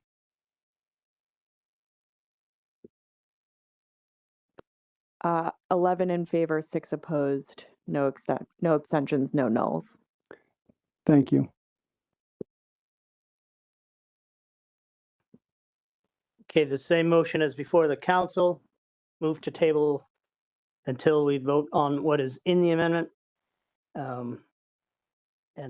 And to that end, I think that comes with somewhat of a disclaimer that we might not be fully settling what is in, but we will have further discussions on what is potentially removed and what may move forward before this comes back to us. So calling the question to the council, all of those in favor, please raise your hand.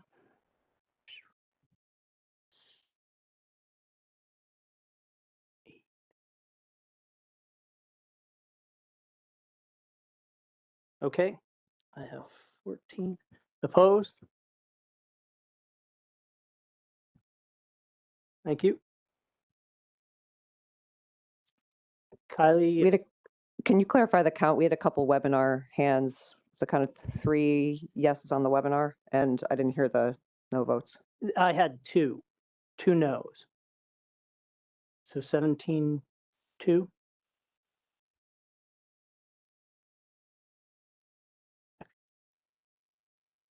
You want to do nays again? Okay. All right. So motion passes by my count 17-2 with no abstentions.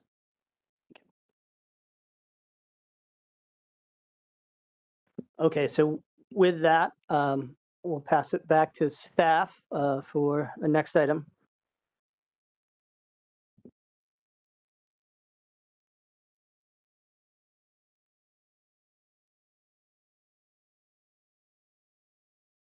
So this brings us to the mode management discussion questions. And we just want to be really clear to the council and policy board that the FMAP PDT is kind of hit an impasse with the mode management section. And we need very specific guidance from the council and policy board on what you would like to see included in this section.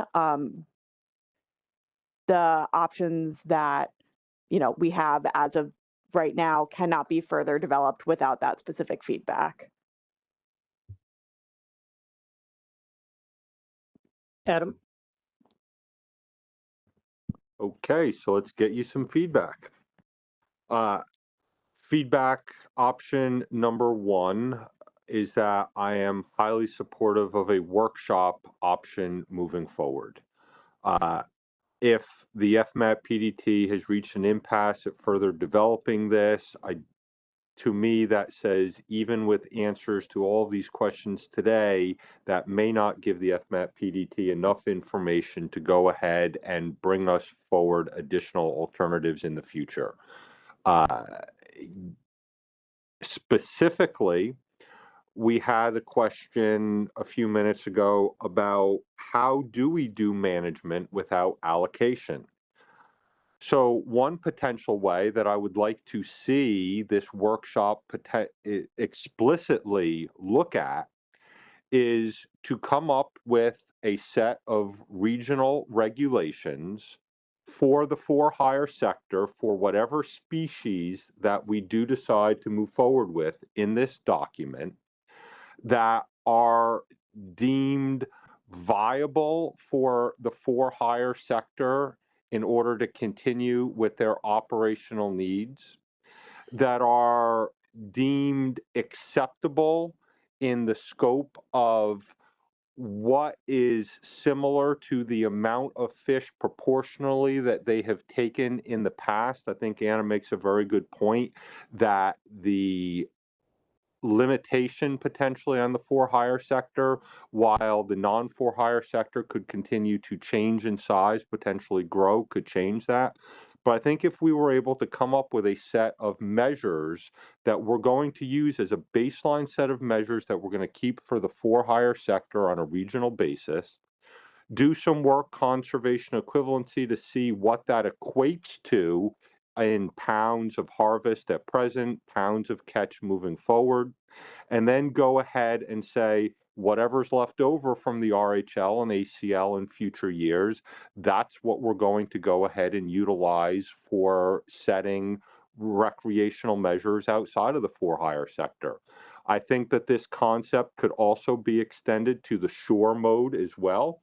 We'd like to include that in these conversations at the workshop and say, what are we really trying to get to? The whole part of this document was we need to carve something out for certain modes that keeps them viable. That was the whole impetus for this action. And without the allocations, I think this is a way that we could go forward with examining that, looking at it, and it's going to take getting the people most affected and most knowledgeable in a room through a workshop process in order to go ahead and have this type of conversation. So those would be my comments. One, I'm strongly in favor of the workshop. Our backs are not up against the wall like we were with the percent change approach with it sunsetting. Yes, we've heard from the for-hire sector that the pain is real and they need relief sooner versus later. So I'm not trying to delay this for 3, 4, 5 years. But if we wind up getting to a place that's a better solution, the FMAT PDT has said we need help on this section. It has to come from the constituents. The best way forward is through a workshop, and that if means putting off implementation ultimately for a year to get a viable product. Let's do this right. Let's not just do it fast. Okay, thanks. Mike Louisi? Yeah, thank you, Mr. Chairman. I'll first say that I absolutely agree with Adam on the points that he made. And in my view, I think a workshop is certainly warranted to try to understand a little bit more where we're even going with any of this. 10 minutes ago, Victor, who we all know very well, came to the mic and said, "This is what we want." And I'm here to tell everybody that what they want, what he wanted, there's nothing in this document that gives him what he wants. Now, he's maybe different from others. Others may have a different ideology about how this is all going to move forward and what the benefits going to be to them individually and personally. But I hesitate to continue to just almost throw things at this document and hoping that something will stick rather than understanding the true need. We just had a conversation a few minutes ago about need and purpose, and it's not even really clear there what the true need and the true purpose for all of this is. So I'm very concerned that we have found ourselves in a place after removing kind of, in my opinion, the meat of a sector separation discussion. The meat of that discussion is gone at this point. And now we're talking about paperwork. I would like to understand more from the public and the charter captains, whether or not this is getting them what they're asking for, or should we take a step back and revisit some things maybe that we've thrown away, knowing that it may take longer, it may be more painful. The data quality isn't ideal, but I just don't think we're going down a road that is eventually going to lead to any solution for anybody. And that's just my thought. Thank you, Joe. Thanks. I'm going to go to Anna Beckwith and then Jason Mackman. Thanks. Yes, I agree with many of the things that have been said. I think when we heard from the industry, they wanted to be able to set some flexibility in their seasons and their bag limits to accommodate, the industry in particular areas and specific needs. And one of the only ways that, in sort of the way I'm processing this, that would work is, would be to have a carve out, as you said, some version of a carve out where that flexibility comes from without impacting the recreational sector. And that doesn't have to be a full separation, of an allocation. At one point we had discussed a sub ACL where accountability measures would still potentially be tied to the main ACL. So, ACTs or whatnot. So there were ways of doing it. But as Mike said, we sort of thought that was really complicated and we tossed that out in August. So without that as sort of a base for discussion, I find it really difficult to think about, how we do mode management, because there's nothing without having a carve out, there's not any additional flexibility that we really don't have the power to do right now.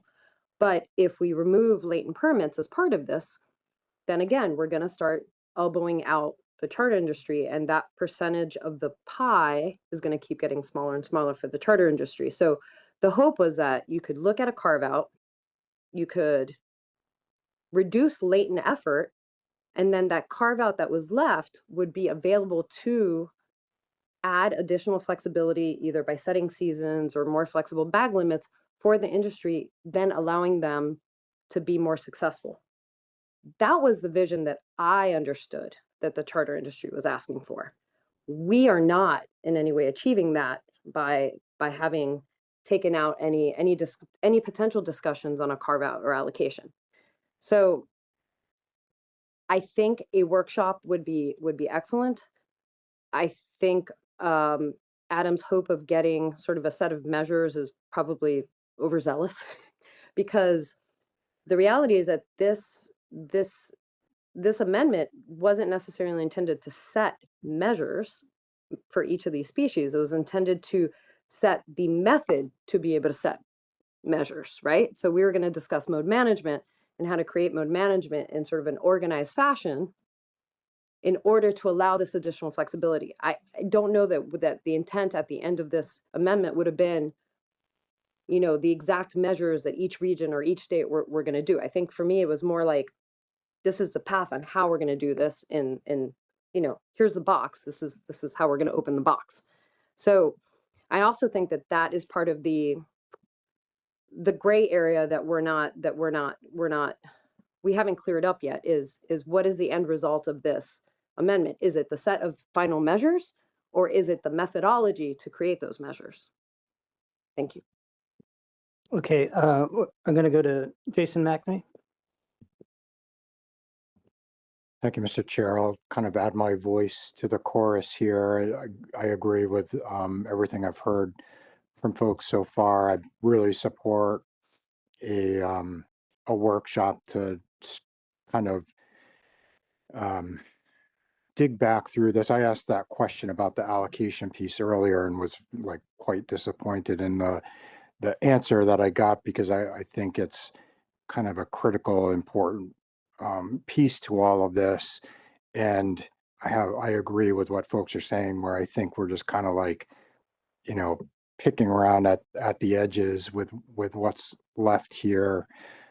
So I like the idea of having a workshop. I'll make a suggestion that was a number of years ago now, but the ASMFC did a facilitated workshop. We called it the EMAO. It was for Menhaden Management. I think it was Ecosystem Management Objective Workshop. That's what EMAO stood for. That part's irrelevant. It was the structure of the workshop is what really worked well. It was facilitated and there was like a really rigid structure to make sure that we got to the product that we wanted at the end. So I'll just offer that you should look at that as a good model to use.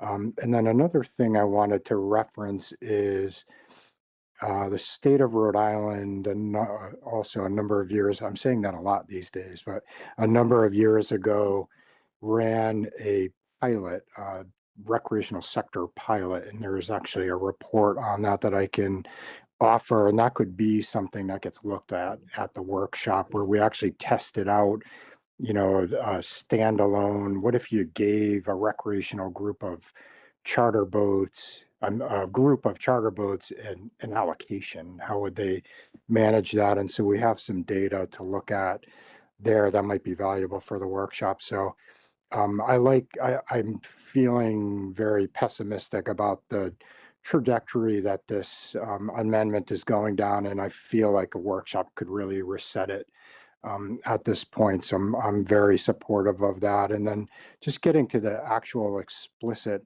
slide that's up, and I said this earlier too, but you know, we're kind of making do in the short term within the bounds that we have available to us to kind of make some modifications to accommodate the party and charter sectors in our states.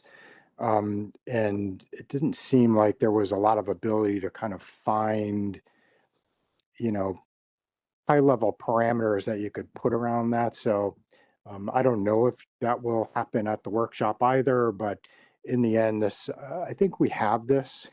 So I don't know that we need to spend a lot of time on, you know, what we're calling mode management, which is this kind of working within the bounds of what we already have to craft these kind of mode splits. So that's just a comment, I guess, on this specific topic, but thumbs up for a workshop from me.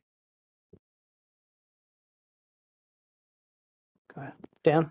I just have a clarifying question for Adam. So Adam, if I could paraphrase, it sounds like your vision is to have the for-hire sector put forth what you deem to be preferred rules that the for-hire sector would deem economically appropriate, and then the private angler sector would get what's left, or their rules would be sort of estimated based on the whatever's left after the for-hire sector sort of took its share, at least on paper. Is that correct?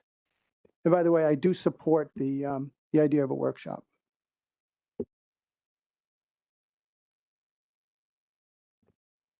Thank you. The phrase "what's left," I think, has a very negative connotation about it. So I would be very reluctant to use that phrase around the table in describing what I proposed. I would also be reluctant to suggest that the for-hire sector would have the power to just step in and say, we want this, and we hand it over to them. I would envision the workshop as for-hire operators bringing specific ideas to the table about what changes from current regulations they need to make them more viable, in consultation with we as managers, in order to provide feedback and input as to what that equates to as a take from the fishery, in consultation with the recreational community, non-for-hire, to understand what those impacts are. And then ultimately, we would have to come back to the table The workshop organizers with staff would look at that. The FMAP PDT would take that and evaluate it and be able to provide some analysis around it. In some cases, we know for some of these species what the approximate percentage of harvest is from the for-hire sector out of the entire harvest in a given year. The number we come out from this may be higher, it may be lower. But I think that's the type of range of options I would like to see from this workshop get developed by the FMAP PDT to bring it forward and say, here's a range of options that we could give to the for-hire sector. Here's what the impacts would be to them, to the resource, and to measures that would result for the non-for-hire sector. And then we would decide whether we're giving it to them or not. We would decide whether or not it's a what's left versus, oh, look, you got more than what you would have in the past. All of these questions that are up on the screen here, I think we can ask and we can get input to, and then try to craft this suite of what does recreational and for-hire management look like relative to each other. So that would be my vision in my words. Okay, thanks. I have a couple hands. One, I'm going to go to Mike Pentney with a follow-up on this discussion item, and then I'll go to Emerson Hasbrook. Thanks, Mr. Chair. Yeah, I mean, just following on from Adam, I agree. I think, his proposal makes a lot of sense to me. I also, bristle a bit at the terminology of what's left, because I think, it's important to remember contextually the for-hire component of the recreational fishery, we're talking 5 to 12% of, depending on the species, of total catch. So what's left might be 95% of the recreational harvest. And so I think what we're trying to do is right-size the measure so that the for-hire industry can operate. I think if we think about, we've all probably seen the equality versus equity picture of the people trying to watch the baseball game.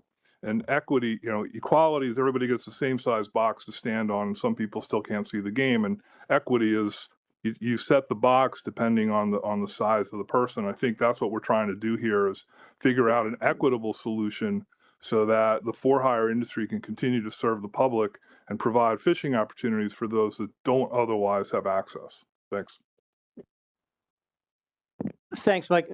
Emerson, before I go to you, my apologies, but we are trying to keep this. We're pretty much at time on this item. We'll want to get through this, and hopefully we can move Fluke fairly quickly.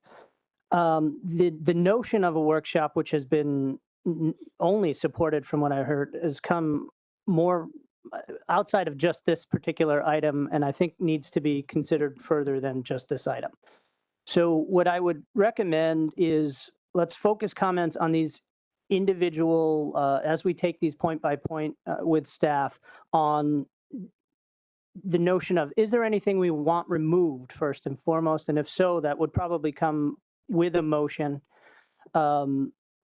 Further discussion or additions would move into kind of a workshop category, and then we can further discuss what the workshop looks like after we get through all of these items.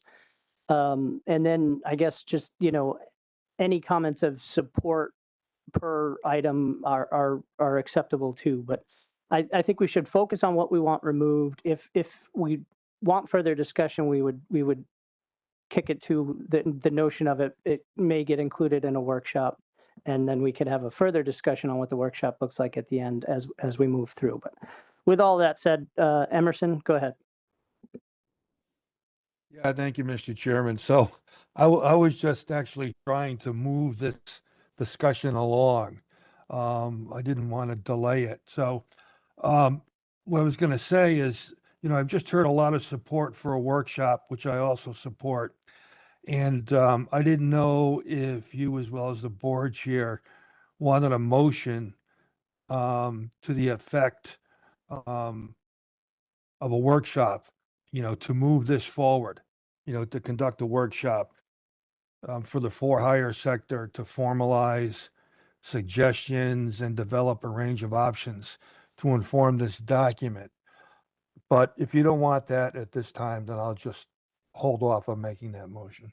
Yeah, thank you. That would be my request, because I think some of these other items that we're going to be discussing may also, there are individuals that would like to see that further explored in the workshop as well. So I think it would be premature to vote on a workshop right now. But, so if we can, I would like to look to hands. If there's anything on the first item that we're tackling here, specifically that someone would like to see removed, I'd like to see hands. Nicola? And then Mike Louisi. Thank you, Mr. Chair. I would move to remove alternative 1C from further consideration in this action. And that is requiring states to either consider or implement mode management. That's a motion from Nicola Meserve on behalf of the board. Is there a second from a board member? I see a hand. Erica Burgess. Erica, I'm assuming it's a second. Correct. Okay. We have a motion on behalf of the board. I'll look to the council. Jim Gilmore, is there a second from the council? Joe Grist. Okay. Briefly to all of you, if you'd like justification, starting with Nicola. Very briefly, I think the FMAP PDT laid out a lot of concerns that there would be regarding workload and removing flexibility from states. Thanks. Thank you. Erica? Thank you, Mr. Chair.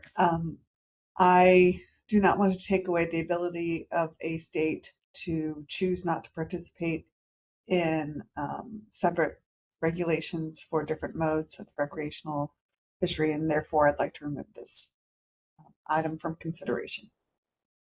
Thank you. To the council, Jim Gilmore? Nicola and Erica said it well, so nothing to add. Joe? Ditto. Okay. We have a motion before us. The last motion was first voted on by the board. So, well, I guess, is there further discussion on this motion, Adam Nowalski?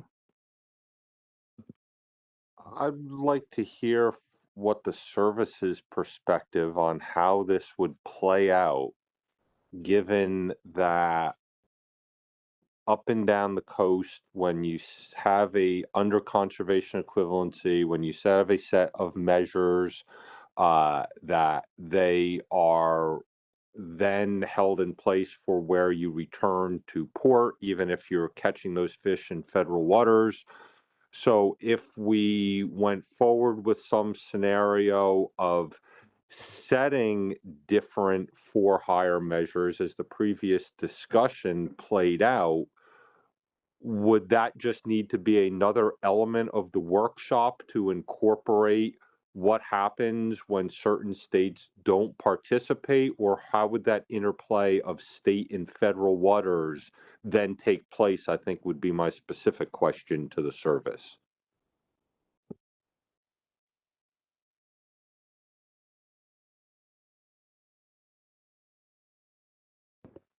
Yeah, I guess I'm not 100% sure, Adam, how it's different from the current state of play under conservation equivalency, where, absent conservation equivalency, vessels that have federal and state permits are always subject to the more restrictive of the two. Under conservation equivalency, those potentially more restrictive federal measures are waived in favor of the state regs. So if a state had different regs for their for-hire permits, so someone had a state for-hire permit and a federal for-hire permit, they would be subject to their state's for-hire regs. A federal for-hire vessel fishing with a state permit that didn't distinguish for-hire from private would be subject to their state's sort of universal regs.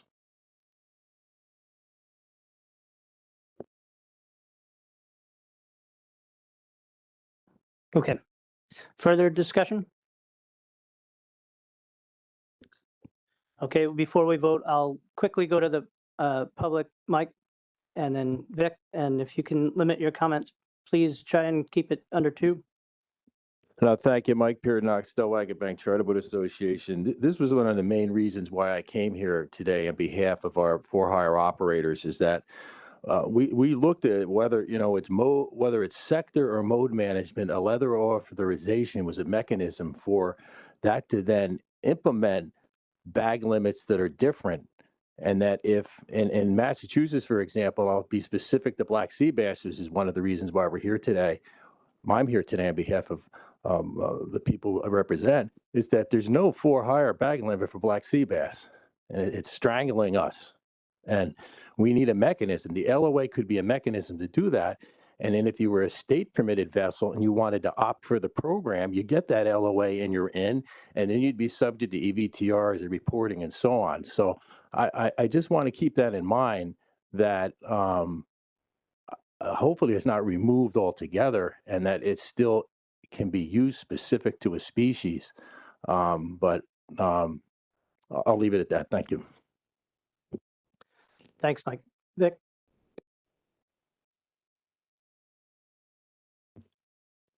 My guys wouldn't be in support of this because I don't believe New Jersey would do it, but if New Jersey opted out, then the party boats don't benefit at all. Every state should opt into this because we're here to help the for hire. That's what this is all about.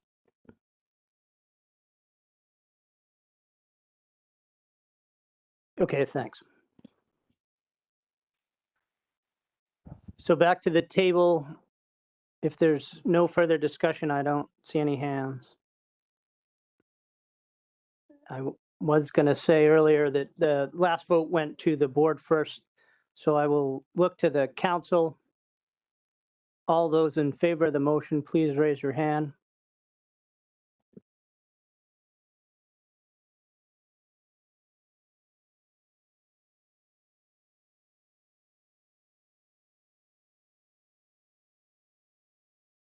I see 15 in favor. Opposed? 3 opposed. I saw 16 in favor, I think. Oh, okay.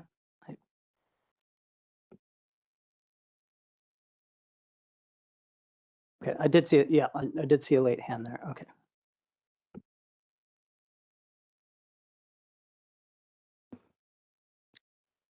Motion passes the council 16-3.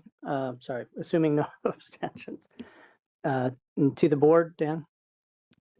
Tony, with your assistance, board members, hands up if you're affirmative. Massachusetts, New York, Connecticut, Delaware, North Carolina, Virginia, Maryland, Georgia, South Carolina, New Hampshire, Maine, Florida, and Potomac River Fisheries Commission, and Pennsylvania. Thank you, Tony. Any opposition to the motion among the board members? Rhode Island, New Jersey, no fisheries. Any abstentions? Any null votes? Thank you. Tony, the tally? 14 in favor and 3 opposed.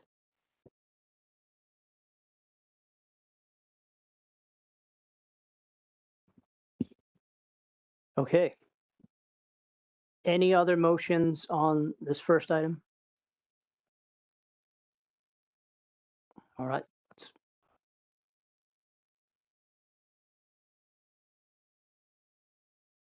Next up, well, sorry, we're still here.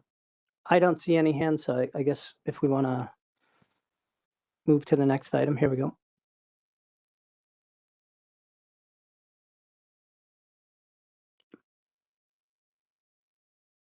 So my recommendation still stands. As we move through these items, I would look to motions to remove, comments in support, or if you feel it needs further discussion, then the recommendation would be that it's something that would go towards or be in addition to a workshop. Adam Nowalski. I would support LOA program just in favor of summer flounder and black sea bass. I will make a motion to that effect. All right, Adam. Second. Yeah, sorry, I was hoping we could maybe get the motion up, and we'll start with a look for a second from the board.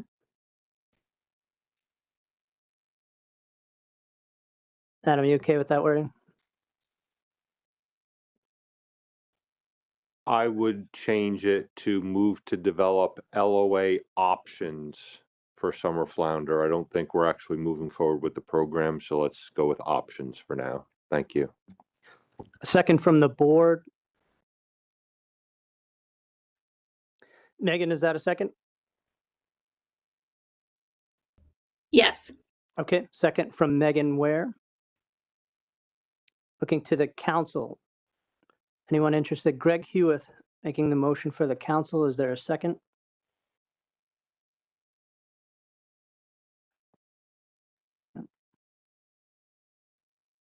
Chris Batsavage. Okay, we'll do the round robin. Adam, do you want to speak to the motion? Briefly, I want to keep as many parts of this action focused on the species that are most impacted by it. And I believe these are the species that have the greatest potential need. Admittedly, one of these two more so than the other, but I think it would be helpful as we consider developing options to consider at least two species so we have something to compare and contrast and consider how the program would develop across a range of species potentially down the road. Thank you. Megan? I echo Adam, and when I look at the table of survey results, coast-wide, I think it will be difficult to implement an LOA program given some of the answers from states. Thanks. Thank you. Greg? I think the LOA program provides the best support, okay, for what we're trying to do at this point in my mind. I do with what they've done. And I can't tell you how critical summer flounder is and black sea bass is to New Jersey, New York, I'm sure as well.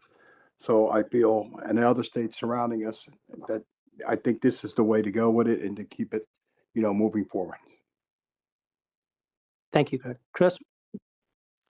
Thank you, Mr. Chair. Yeah, similar comments of others. I think we should narrow this down to the species that probably need this the most. And North Carolina is one of the states that isn't real sure how we feel about this. So I think narrowing it down to two species might be a little easier for us and everyone else to, develop this better. Thanks. Okay, thanks. I'll look for discussion on the motion. I see David Borden's hand up. David, is this to the motion? Thank you, Mr. Chairman. I'm a little, if I might, through you, Mr. Chair, can I ask Adam a question? Why are we going to eliminate scup? I mean, they're very significant scup resources in federal waters. Why would we deprive the charter party industry the ability to take advantage of that? Adam, if you wish to respond, if not, the David could always make a change. An addition or substitute to this motion. But if you'd like to answer, go ahead.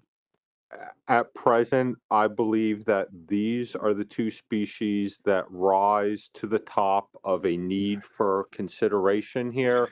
Not that scup is not important to the for-hire sector. That's not my statement in making this motion. But given where we are regulatorily, summer flounder and black sea bass raise higher, in my opinion, and I'm trying to keep the focus on this on something that will ultimately be manageable. I do follow, Mr. Chairman. Go ahead, David. Yeah, just a quick point. I think this is premature. If this were the type of action that came back from the workshop as a recommendation to the board and the commission, I would completely endorse it. But at this point, I think you really need the input from the constituents before we make this decision. So I'm opposed to it. Thank you. Okay, thank you. Further discussion? Well, and we have a question and then I'll go to you. Go ahead. I guess the question is to Adam or the group. Is it accurate to portray this, that the LOA program will result in sort of two different sets of rules within the for-hire sector? So a for-hire boat could cherry pick or say, I would like to stick with the normal routine private boat rules, or take out the LOA to get some more boutique rules? Or is the LOA simply going to be part and parcel to having a differential set of rules for hire?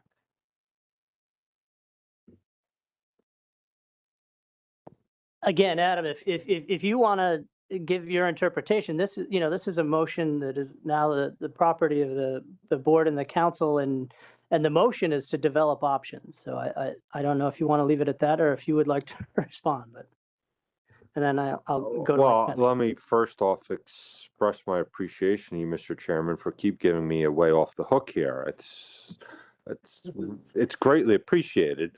I guess I'm not very good at taking the easy road here, so I'll take a go at it here.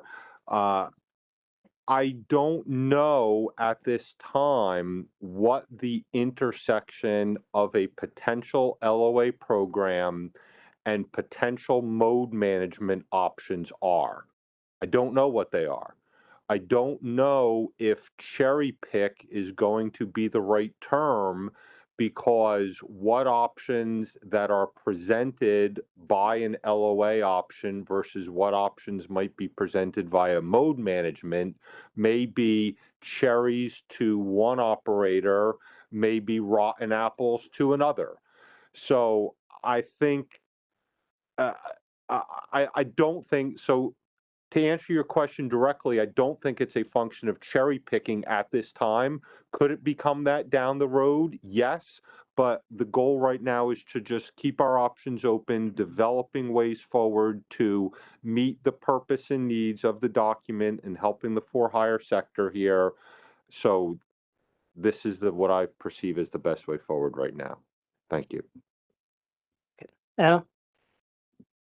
Yeah, I'm going to vote against this just because I think as we develop this, we're developing the path for the letter of authorization program, and we can sort of figure out what species work later. We haven't even seen what, the totality of how the LA program would work. So I think we're just kicking stuff out before we have enough information. Yeah, thanks. Aside from my inherent need to protect Adam, I am really ready to call the motion here, and I think that's point of order, Mr. Chairman. I don't need the protection. Thank you. Dan,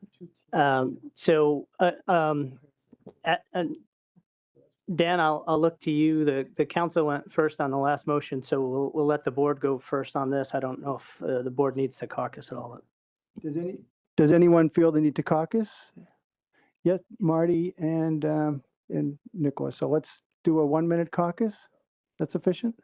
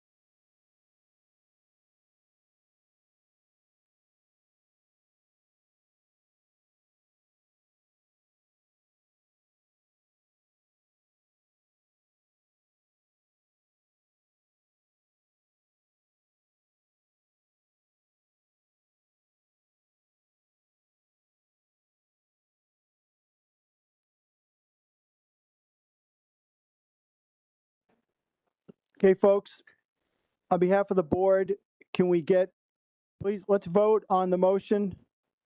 Let's vote on the motion, board first. All in favor among the board members? Raise your hand. New York, New Jersey, North Carolina, no fisheries.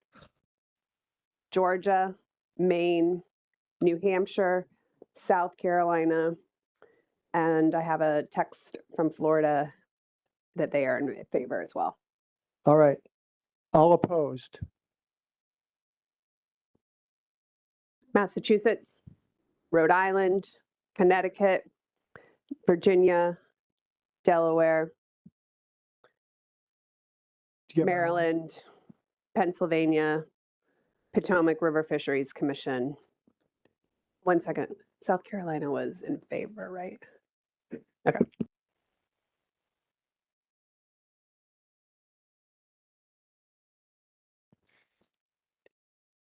Any abstentions or no votes? Seeing none. Motion passes 9 to 8 to 0 to 0. Back to Joe. Okay, I call the question to the council. Those in favor of the motion, please raise your hands.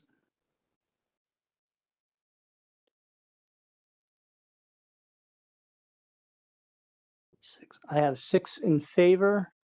Those opposed, please raise your hands.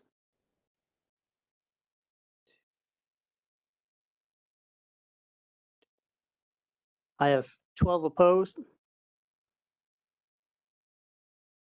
Any abstentions? No. Okay.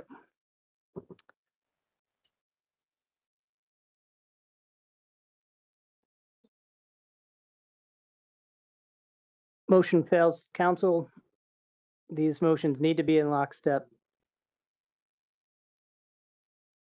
No, Tony? No. Yeah, considering this is an LOA program, it's a recommendation to the service, right? Yeah, Jim.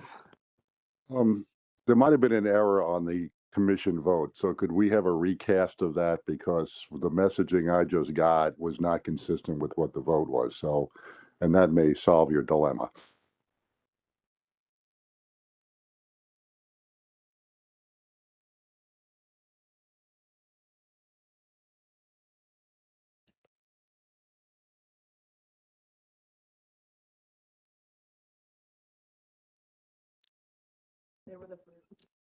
So New York was a yes. Did you mean to be a no?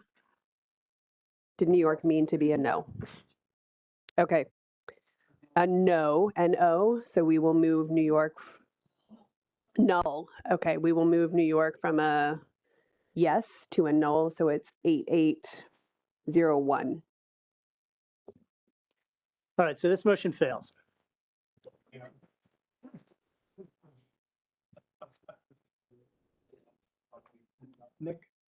Nicola? You're ready for other discussion, right? Yeah. Okay. If it's specific to this item, yes. And then we're going to turn it over to staff to kind of sum up where we are and where we need to be. Yeah, specific to the LOI. I just want to make sure we are good with the vote there.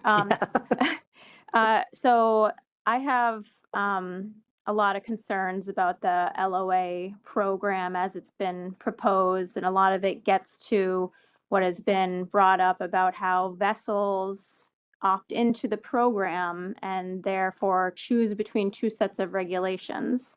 Part of it is that vessels are going to pick the LOA or the regular measures that they think are better for them. And so how this will end up being conservationally equivalent, which is what it's spoken to be in it, I don't understand. The problems with the 2 sets of regulations within the single mode, I do think are going to add problems to MRIP data integrity. You can't tell what's a compliant trip and what's not if there's different rules in an intercept. And that's going to erode our ability to evaluate measures in the future. The RDM analysis and the configuration, I think, will be impacted. And the Law Enforcement Committee brought up a lot of issues about enforcement concerns with the LOA approach and distinguishing who is fishing under what regulations. And so I think there's enough support around the table to continue to consider it and talk about it at the workshop, though, so I'm not going to move to remove it, which is what I was initially thinking. But I would like to ask that in further development of it, that there be another option that would affect that opt-in process. So rather than when a state opts into it, the vessels of that state then have to opt into it, have there be another option that if a state opts into it, that means they are opting all of their for-hire vessels into those regulations, so that the LOA regulations apply to the entire state pool of permitted vessels. So if the FMAP PDT could develop that as an option, I'm not going to make it as a motion because it's adding something in rather than taking it away, but I'm just trying to address that issue that has been raised by enforcement and others about having two sets of measures for within the mode. Okay, thanks. I saw a hand from Mike Pentney. Yeah, I guess, I mean, just to that suggestion, I'm not clear on how that's different from conservation equivalency, where the state says we want to assign our for-hire fleet this set of measures and our private anglers this other set of measures, which is doable currently. Follow up, Nicola? Part of it is that they're starting from different places. In black sea bass, we're always starting from the measures that we had in the prior year. For the LOA program, you're starting from measures that are conservationally equivalent to the coastwide non-preferred measures, if that's what they are. When I look at the black sea bass regulations that we use for coastwide that are non-preferred, that is a very different starting point than the regulations that Massachusetts has in place for black sea bass. So I don't think it is the same thing at all. Okay, I have a couple more hands and then I want to turn it over to staff. So I'm going to go to Erica Burgess first and then Adam Nowalski.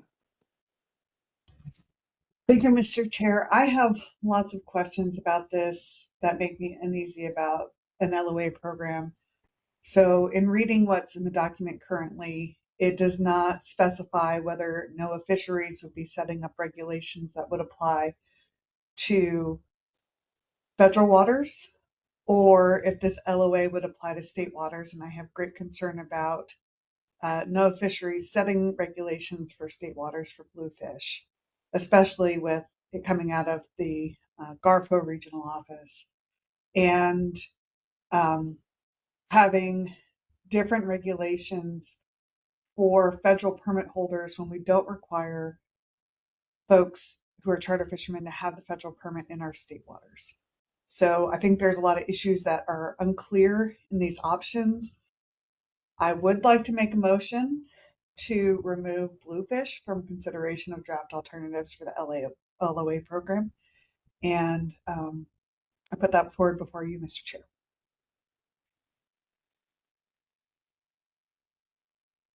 Is there a second to Erica's motion? I see Doug Heyman's hand is up. Doug, is that you seconding? Yes, sir, it is. Thank you. All right.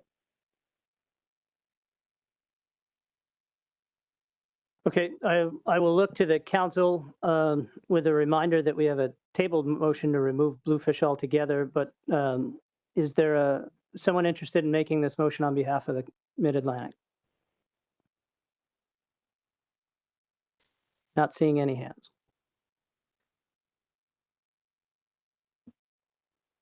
Okay, so what I'd like to do, unless there's anything else specific to the LOA, I think it actually, what I'd like to do is move it back to staff. This was an assignment for us. And well, you all see how we're doing so far. They would like a chance to sum up where we are, and I think we might need to focus quite a bit on, you know, what a workshop looks like. So I'll turn it over to staff. So we just want to, make sure everyone's on the same page, and this is our interpretation of where we're moving with this action as staff. Joe, did you have? Yeah, sorry, Chelsea. I did not finish my own thought here. And just for the record, since this motion did not get a that this motion was not moved through the council. This motion fails. Go ahead. Great. So from our understanding as staff, what we're doing is we are going to shift from, the original plan was to approve a public hearing document in spring 2026. Instead, we're going to shift to developing a workshop that will include stakeholders. What will be discussed in that workshop is everything that is in the discussion document as it stands, with the exception of option 1C from mode management, because you all have voted to remove that. The only thing, or that's our understanding, and if that is not your understanding, I guess clarification would be helpful. And the only other thing that we need clarification on today is there has been, I guess, some discussion around the table about allocations. And I believe if you all would like that to be discussed at this workshop, we need a motion, at least from the commission side, to add that back in to consideration for this action if it is to be discussed at that workshop. And Yeah, and if there is a desire to remove more things from consideration as we work through the options, 1C is the one that we have the motion for, but anything basically not explicitly removed from consideration today would be moved forward for further discussion at the workshop. That's where we're understanding. Yeah, thanks. I think in the interest of time, that is the best way to tackle this. And anyone interested in making a motion, if they would need a slide recalled back, that we will certainly attempt to do that. Anna, did we see your hand? Yeah, I mean, I'd be happy to make that motion, at least, to discuss the allocation options in the workshop, and specifically a sub ACL. So if not a full sector separation, at least offer the industry consideration of a sub ACL, with or without the accountability measures sort of tagged to the sub ACL or the ACL.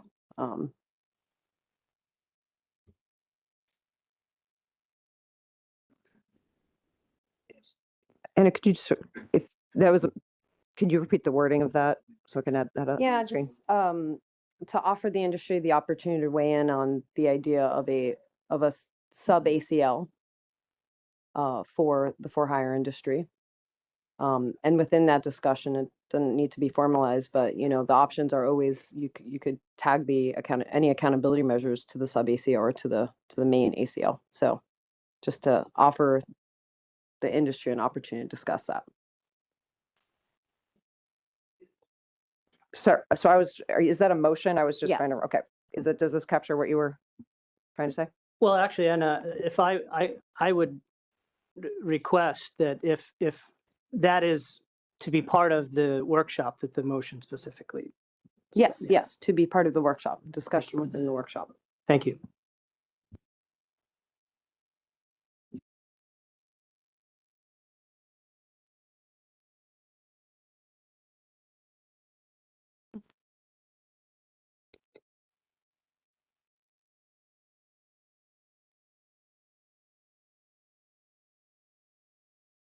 All right, I see some discussion around the table, but I will look to see if we have a seconder to this motion from the council.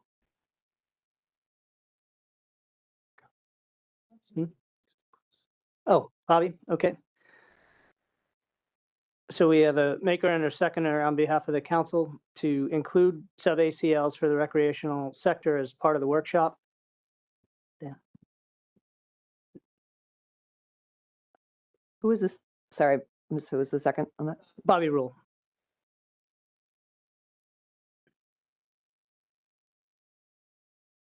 So Dan, do you want to call the question for the board? Can I get a motion from the board? I see Jason McNamee. Is there a second? Either yes, Nicola Meserve for a second.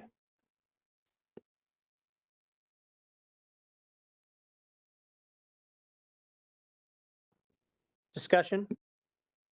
I'm going to start with Mike Pentany.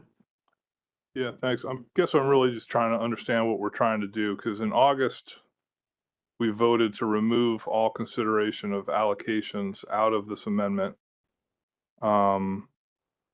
That passed both the board and the council. And this is seemingly saying it's not putting it back, it's not reconsidering those votes, but it's sort of putting it back in. You know, the purpose of a sub ACL is to impose accountability measures on the segment of the fleet that exceeds whatever we assign it in terms of a sub ACL. Everything else that we seem to be trying to do is trying to enhance and support the for-hire industry. This would seemingly put accountability measures on their back without necessarily allowing them to increase fishing opportunities for the public. So I'm not clear on how this comports with the motion we approved in August, nor how it supports the purpose and need of the action.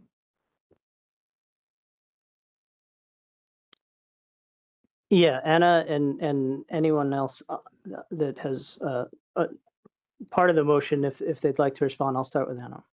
Sure. So previously today in the discussion, we sort of kept circling around that in August we took out really the meat of the discussion. And if what the industry is sort of coming to us to request is the ability to carve out something that they might be able to work into the specific seasons or bag limits, it felt like this part of the discussion was missing. So maybe my particular wording is wrong, and I'm open to a suggestion. But what I'd like to see is the industry in a workshop be able to weigh in on the opportunity to carve out something that then would be sort of theirs historically, but not necessarily full sector separation.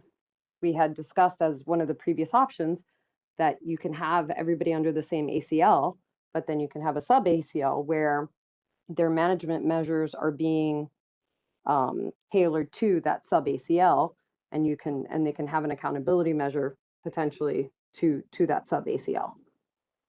But it would give them an opportunity or some flexibility to define their own opportunity for some regulations. Staying with the makers, Jason.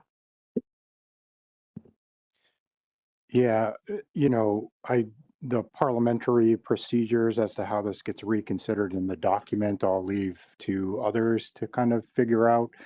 But I disagree with the characterization that this type of approach couldn't support or enhance the industry. I think it, in fact, can. So that's why I'm voting for it. Frankly, all of the things we're talking about don't make sense to me without this. So I think it's a fundamental piece. It's needed to make the sector separation stuff work. Doesn't have to be a hard quota, doesn't have to be a standalone thing. The sub ACL feels like it's somewhere in the middle there, but if you don't have accountability, I think none of this is going to work well. So accountability doesn't necessarily have to be, it doesn't have to be a negative. It can be a positive. And I think the folks in the industry that I've talked to are looking to demonstrate that they can meet that accountability. Okay. I didn't see hands from the other makers, so I think because there is sort of a parliamentary discussion here and what's being revisited, I will look for further discussion around the table. Are there any hands? Adam, and then Mike Louisi.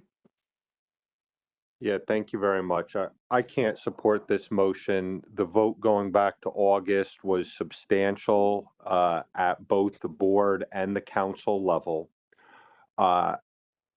To have a discussion about an item in a workshop for something that isn't even in the document, in my opinion, is going to dramatically dilute the discussion that's there because it's going to detract from the members. It's going to detract from staff time because they're going to need to do work in order to prepare for something that isn't even in the document. The characterization that industry wants their sub ACL is not true. There are members of industry that have asked for it. That is true. But industry as a whole, I would be more likely to characterize as have not asked for that. The issue here, we keep coming back to a piece of the pie, but the reality is that what industry needs today is not a percent of the pie, but they need a slice of the pie, i.e. a set of regulations that they can depend on in the future, not something that keeps changing and could potentially may become unviable somewhere down the road. So we've got some ideas. An idea was put forward here today that talked about a way to potentially do a carve out without a sub ECL, had support from the service as a way to discuss something. I truly hope that this motion gets voted down here today and that we can move forward with the workshop with the items that were brought forward for discussion and not try to add back things that we've previously removed. Thank you. Mike Louisi. Thank you, Mr. Chairman. I agree with a lot with what Adam said. In looking at the motion, it would be my preference to not prescribe what should be discussed at the workshop that is outside of the box of the amendment that we're currently working on, and allowing for that discussion. I think that discussion is going to happen anyway. I don't think we're going to stop that discussion from happening at the workshop. And that might be a better avenue to have the industry come to that conclusion. If the LOA options aren't leaning in the direction that the industry favors, well, the other options then are to go back and revisit, re-explore some of the things that we've already removed from the amendment.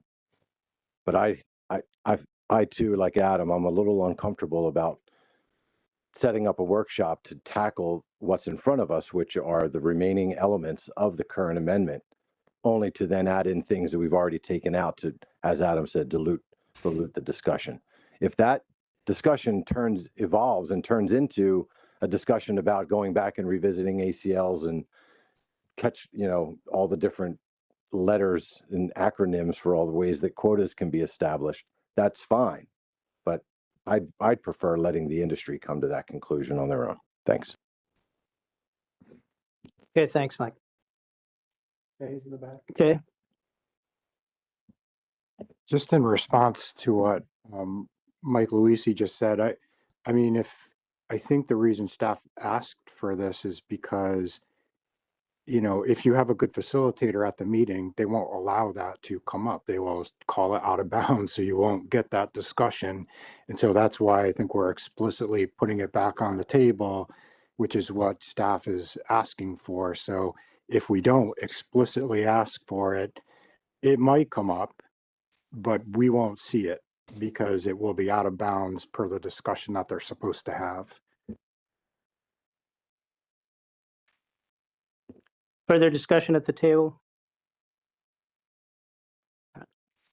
Yeah, I mean, so we're obviously well behind time, and these are discussions on items that may or may not go into a workshop. But considering the importance of this, and we do have members of the public here, I do want to open it up to the public, 1 minute each, on whether or not, please stay focused on this. I see Vic, you have your hand up. So on whether or not you feel that that this vote should be considered on bringing this discussion into a workshop. It should be considered bringing it to a workshop. And in my opinion, you should just have the workshop first and then come back and do all these votes and see what the industry wants.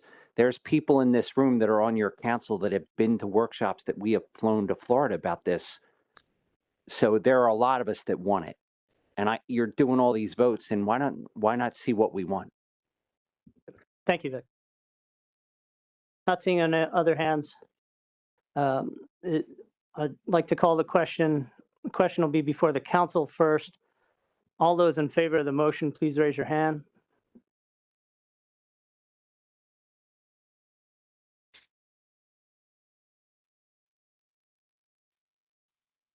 I see 6 in favor. Those opposed?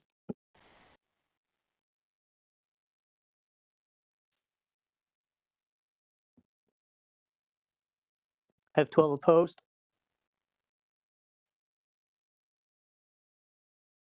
Okay. Motion fails the council. So no need for the board to vote.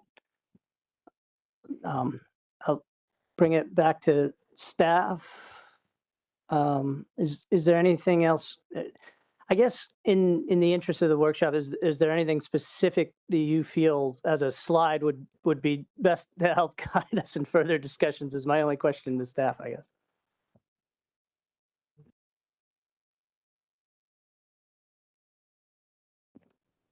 Are you asking about if there are specific topic areas we think need to be further discussed here before our workshop? Any other clarification? Yeah, I guess because I think we also, at some point need, well, hang on one second.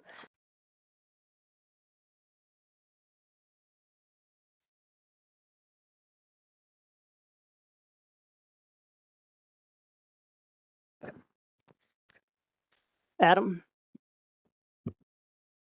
So I get the sense there is some question both from staff as well as those of us around the table here today about what exactly this workshop is going to encompass.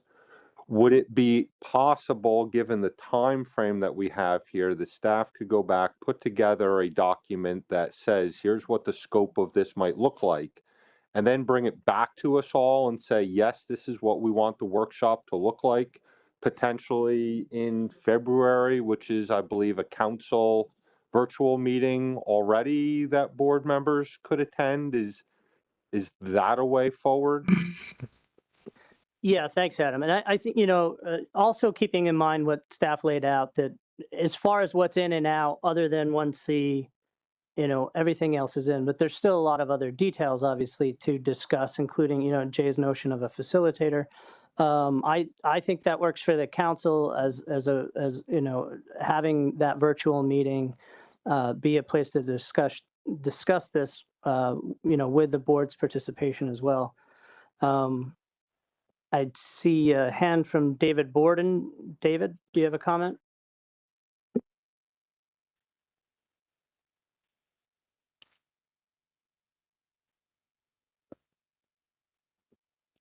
David, if you're speaking, we can't hear you.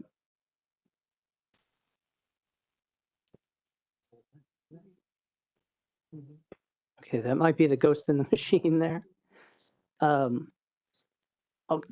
So I think we could move on then, and more to come in February, unless there's anything else from council or commission regarding the workshop. Chelsea? Nothing about the workshop, but we were just talking if we needed to retake up the tabled motion. Yep, Yeah. thank you. Matt, you had your hand up first, Matt Gates. Yeah, I mean, there's some other things in the document we haven't discussed so far. And I was thinking specifically of the moratorium issue. And mostly because Connecticut has probably a unique position in that. And is this the proper time to make a comment on that, or we're going to come back around to those topics? Yeah, so I mean, it is, my assumption is that it would be something that would be discussed as part of the workshop. So unless you were specifically thinking that it should not be discussed at the workshop, then I think that would be the time to say that. All right.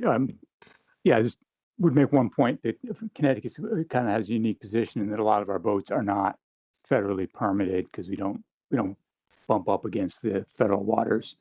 And just that interplay with, not having a federal permit and the letter of authorization fisheries and how that would play out. So just maybe a point for the workshop, not a motion or anything. Thank you.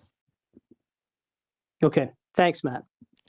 I'm going to try one more time. David Borden, you have your hand up? Okay. So as staff pointed out, we have a tabled motion.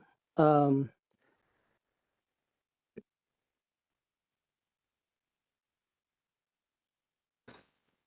ahead, Maureen. Thank you. Regarding the question for Connecticut, where most of their party and charter boats do not have a federal permit, during the RSA program, vessels participated if they didn't have a federal permit by getting one, but they did not necessarily have to fish in federal waters. They just wanted to get their LOA to participate in the RSA. Right. I think all further discussions, Matt, for the workshop, if we could. Okay. I do not have a lot of experience with this, so I will be happy to take any guidance on this. But we had a tabled motion. There wasn't a time determined other than I had mentioned that we would bring this back. So I would like to bring the tabled motion back for reconsideration. And I think in light of what we now know as far as what is moving forward, we have a workshop that's moving forward. We have kind of what was laid out by both council and commission staff as a potential timeline that this pushes any action on this somewhere past 2026. So I'm just going to ask both board and council, what is the will regarding the tabled motion to revisit this now, or perhaps a motion that sets a new time specific?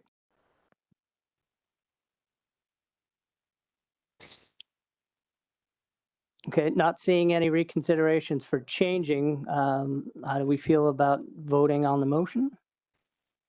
Any objection to taking the motion out? Okay, not seeing any hands in objection, so let's take the motion, and I think, Dan, we start with the board. Is there any need to caucus? Is that a yes, Nicola? 1 minute?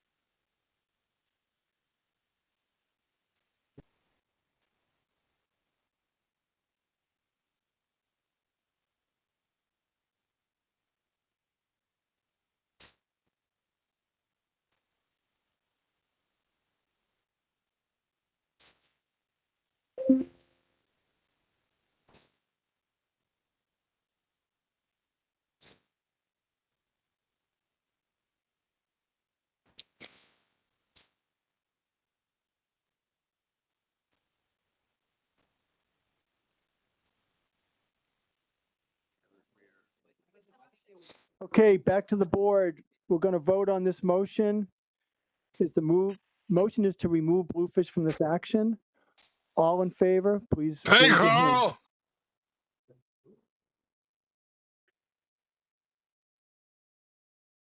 Carl! Carl?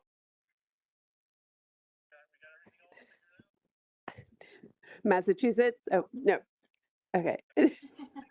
New Jersey, New York, Noah, Maine, Georgia, Delaware, Florida, South Carolina, and New Hampshire. And I'm just putting it on record that I'm communicating with Maine via the telephone.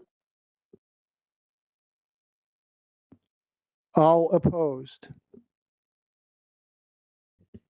Massachusetts, Rhode Island, Connecticut, North Carolina, Virginia, Maryland, Pennsylvania, Potomac River Fisheries Commission.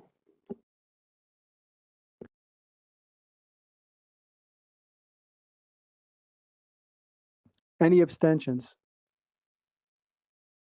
Any null votes?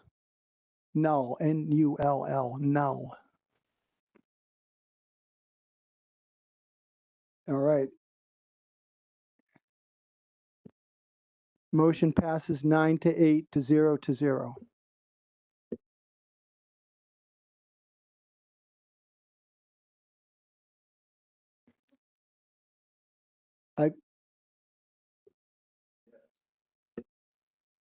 I've been informed that I guess my accent is a little difficult. So someone voted no when we were asking for null. Is that right? Now I'm hearing it, and it's within the New York delegation. Could New York clarify the position? Emerson and I are in agreement. We're Getting a thread that says different. we support. All right, so the vote stands and the tally stands. The motion passes 9-8 to 0-0. I'm going to call the question to the council. All those in favor of the motion, please raise your hand. I have 3. Opposed?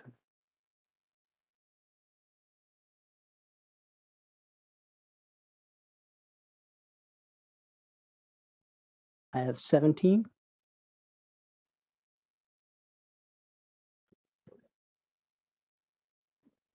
Motion to remove fails the council.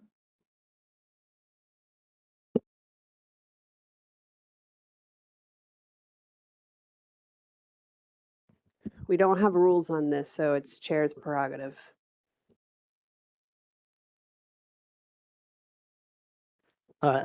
So with the motion failing council, we're trying to do this in lockstep. As Tony pointed out, there is prerogative here. I see this as a failed motion. So I think we are next looking at a workshop here with details to come in February. Any other items on this?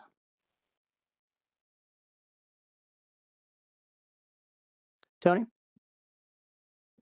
Not specifically on this, but depending on how Black Sea Bass goes tomorrow, there's a possibility we'll need a Summer Flounder Scup and Black Sea Bass board meeting in February as well. So that could be an option where council members could virtually participate with us if it helps us move along in a more timely fashion. Thank you. I appreciate the suggestion, and we can discuss that more as we move forward. So I don't see anything. Thanks to staff and holding our feet to the fire to some extent as well. We have one more agenda item today, and that is the 2026-2027 Summer Flounder recreational measures. Okay, but I depart. Yes. So with that, we will be separating from the policy board and beginning our joint meeting with ASMFC's Summer Flounder Scup and Black Sea Bass Management Board. I will be joined by the chair of that board, John Maniscalco. I will give staff some time to switch over. I see Hannah Hart on her way up. And John is making his way to the front of the table as well. And then Anna, whenever you're ready, apologize for giving you the late start here, but kick us off when you're ready.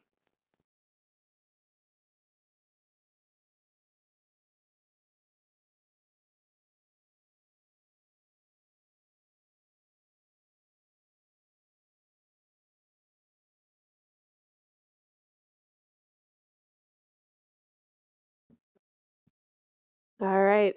Thank you, Mr. Chair. Are we ready to Go? All right.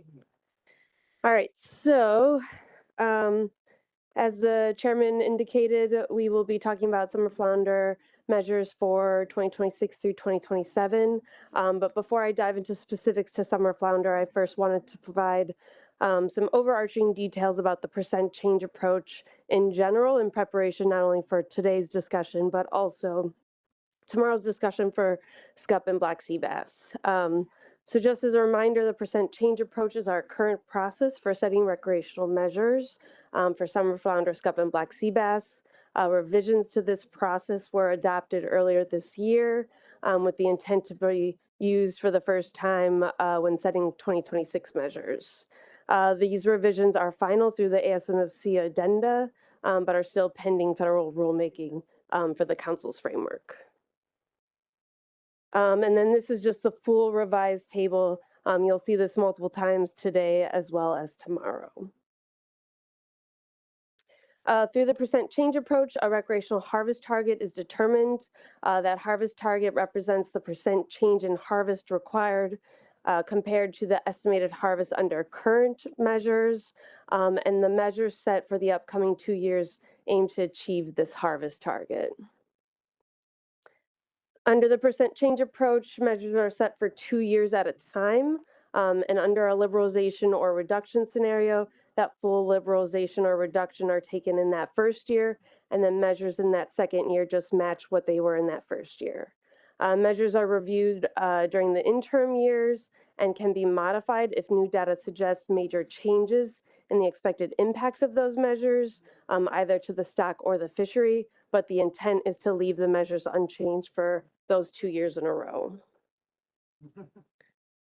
During the first step in the percent change approach, a confidence interval around the expected harvest under current measures needs to be defined. The specific confidence interval and method for calculating that confidence interval is determined through each recreational measure setting cycle. And the monitoring and technical committee provides advice on the appropriate confidence interval to the council and board each time we go through this process. We have used the percent change approach to set measures since 2023 at this point, and each year the monitoring and technical committee have recommended an 80% confidence interval for these 3 species. In the past, that 80% confidence interval justification was driven by management considerations with supporting analytical information. The original analysis digging deeper into the confidence interval was done back in 2021, and it used 2 years of MRIP data, since at the time the recreation demand model was not yet available. This original analysis explored an 80%, 90%, and 95% confidence interval, and at the time the group felt that 80% served as the balance between certainty, so providing sufficient confidence in the harvest estimate, with responsiveness, so avoiding overly wide confidence intervals that may not support timely management actions. If there is a desire to use an alternative confidence interval, the council and board does have the flexibility to do so, but there needs to be clear justification for what that confidence interval, and it should not be driven by a desired outcome. And then this language here is just pulled directly from the framework and addendum, and it describes that the monitoring and technical committee recommends a confidence interval to the council and board, and it's not set in stone what that should be. So just pulling that for reference here. Each year we've used the percent change approach.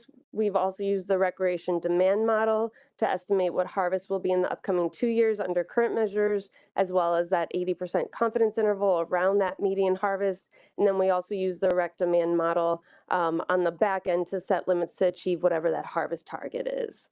The recreational demand model was developed by the Northeast Fisheries Science Center. It has been peer reviewed multiple times and reviewed by the SSE and the council and commission's monitoring and technical committees multiple times at this point. And in 2023, GARFO also considered it best available science. And in the next few slides coming up, I'll speak more to the data that goes into the recreation demand model. All right, so getting into specifics for today's summer flounder discussion, as indicated by the chairman earlier, objectives for today are to identify the percent change in harvest needed under the percent change approach, We'll also need to adopt either coast-wide measures or conservation equivalency. If we adopt conservation equivalency, we need to also adopt the associated non-preferred coast-wide measures and precautionary default measures. And then if there's a desire to discuss today, any preliminary guidance on adjustments to state water measures. Today would be a good time to do that as well. All right, so coming back to the recreation demand model, this graphic shows on the left all the data that feeds into the model, and then on the right in the dark teal boxes represents the information it produces. As I mentioned, we use this model to, in that first step of the percent change approach, to estimate what harvest will be in the upcoming 2 years under current measures. I'd also like to note that the Science Center has relayed that it is not possible to rerun this model at this time, given the different time constraints we're under, as well as staff availability. So given the objectives for today, as well as tomorrow, we'll need to make decisions based on the current model run and can't really delay it at this point. So the first update to the model that I want to note is the model uses the most recent 2 years of MRIP data through this year's Wave 3 data. In the past, it has been the typical process to update the model with data through Wave 4. However, Wave 4 data was released just about 7 weeks ago, or 7 weeks later than normal due to the prolonged government shutdown. So in order to meet our deadlines, we had to move forward with the data we had available to us, and that was through Wave 3 data. I'd also like to note that during the April Monitoring Technical Committee meeting, where we reviewed the recreation demand model, we also talked about updating this year's model using 3 years of data instead of 2 years. In the past, we've used only 2 years of data to avoid 2020, so the COVID year. So even though we didn't actually end up using 3 years of data, that was a mistake on the modeler's end, but through conversations with the Northeast Fishery Science Center, at least for summer flounder, that additional year's worth of data wouldn't have really impacted the outcome that you'll see from the percent change approach. So a little impact in the 2 years versus 3 years of data. So here we have MRIP recreational annual harvest estimates broken down for the first half of the year, so wave 1 through 3 in black, and then the second half of the year, waves 4 through 6 in gray. What we have here in black and gray is what was available leading up to the monitoring and technical committee meeting, and the most recent 2 years on this graph is what was incorporated in the recreation demand model. Preliminary wave 1 through 3, 2025 MRIP data available for use in the recreation demand model estimated about 1.85 million pounds of summer flounder being harvested from Maine through North Carolina. So that's during January through June of this year. Since 2025 Wave 4 data came out, there were also updates made to Wave 3 information to account for FES responses that came in late. So looking at that updated Wave 3 information, it does slightly increase recreational summer flounder harvest for waves 1 through 3 by to 2.14 million pounds. So about 300,000 pounds higher, give or take, compared to what was incorporated in the recreation demand model. As I mentioned, though, since the Monitoring Technical Committee meeting, preliminary Wave 4 data also became available. And just to highlight how much summer flounder harvest comes from Wave 4 compared to Wave 1 through 3 and Wave 5 through 6, in this figure, Wave 4 data is pulled out and shown in blue. As you can see, the majority of summer flounder harvest year to year comes from Wave 4, averaging at about 59% of total annual harvest over the past 20 years. And looking at 2020 Wave 4 data, we do see a slight increase compared to 2024, but a decrease compared to 2023. I also like to highlight here that the recreation demand model incorporates, like I said, or didn't incorporate 3 years of data as opposed to 2 years of data. So just looking at, if we included 3 years of data, that would have incorporated 2022 Wave 4 through 6 information, as well as 2023 waves 1 through 3 data, which if you look at this graph isn't too dissimilar from the subsequent years. And as I indicated through conversations with the modelers, the incorporation of this additional data wouldn't have impacted the outcome of the percent change approach for summer flounder. So another piece of information that feeds into the recreation demand model are the numbers at age information. That's from the most recent management track assessment. And just as a reminder for summer flounder, we had a management track assessment this year. This is consistent with what is incorporated in the model in the past. And the inclusion of this data is important so that the model can estimate catch based on what is our expected future availability of different size fish. And what that looks like. So getting into this year's percent change approach for summer flounder, the first step we used, as I mentioned, the recreation demand model to estimate harvest in the upcoming 2 years if current measures remained in place, as well as that confidence interval around that harvest estimate compared to the upcoming 2-year RHL. So since the percent change approach was implemented, the monitoring committee has recommended using an 80% confidence interval around that median estimate and comparing that to the upcoming 2-year RHL. During their November meeting, the monitoring committee did discuss potentially using an alternative confidence interval for summer flounder, specifically potentially shifting to a 75% confidence interval. Instead, however, after much discussion, the group felt that maintaining the 80% confidence interval would be appropriate for summer flounder. They acknowledged that the data used in the recreation demand model is mostly consistent with what we've seen in past recreation demand model updates, and there didn't appear to be any increase in uncertainty associated with that numbers at age information compared to the past. They also noted that the spread plus or minus the median harvest estimate around that confidence interval was pretty narrow for summer flounder, only about plus or minus 88,000 pounds in both directions.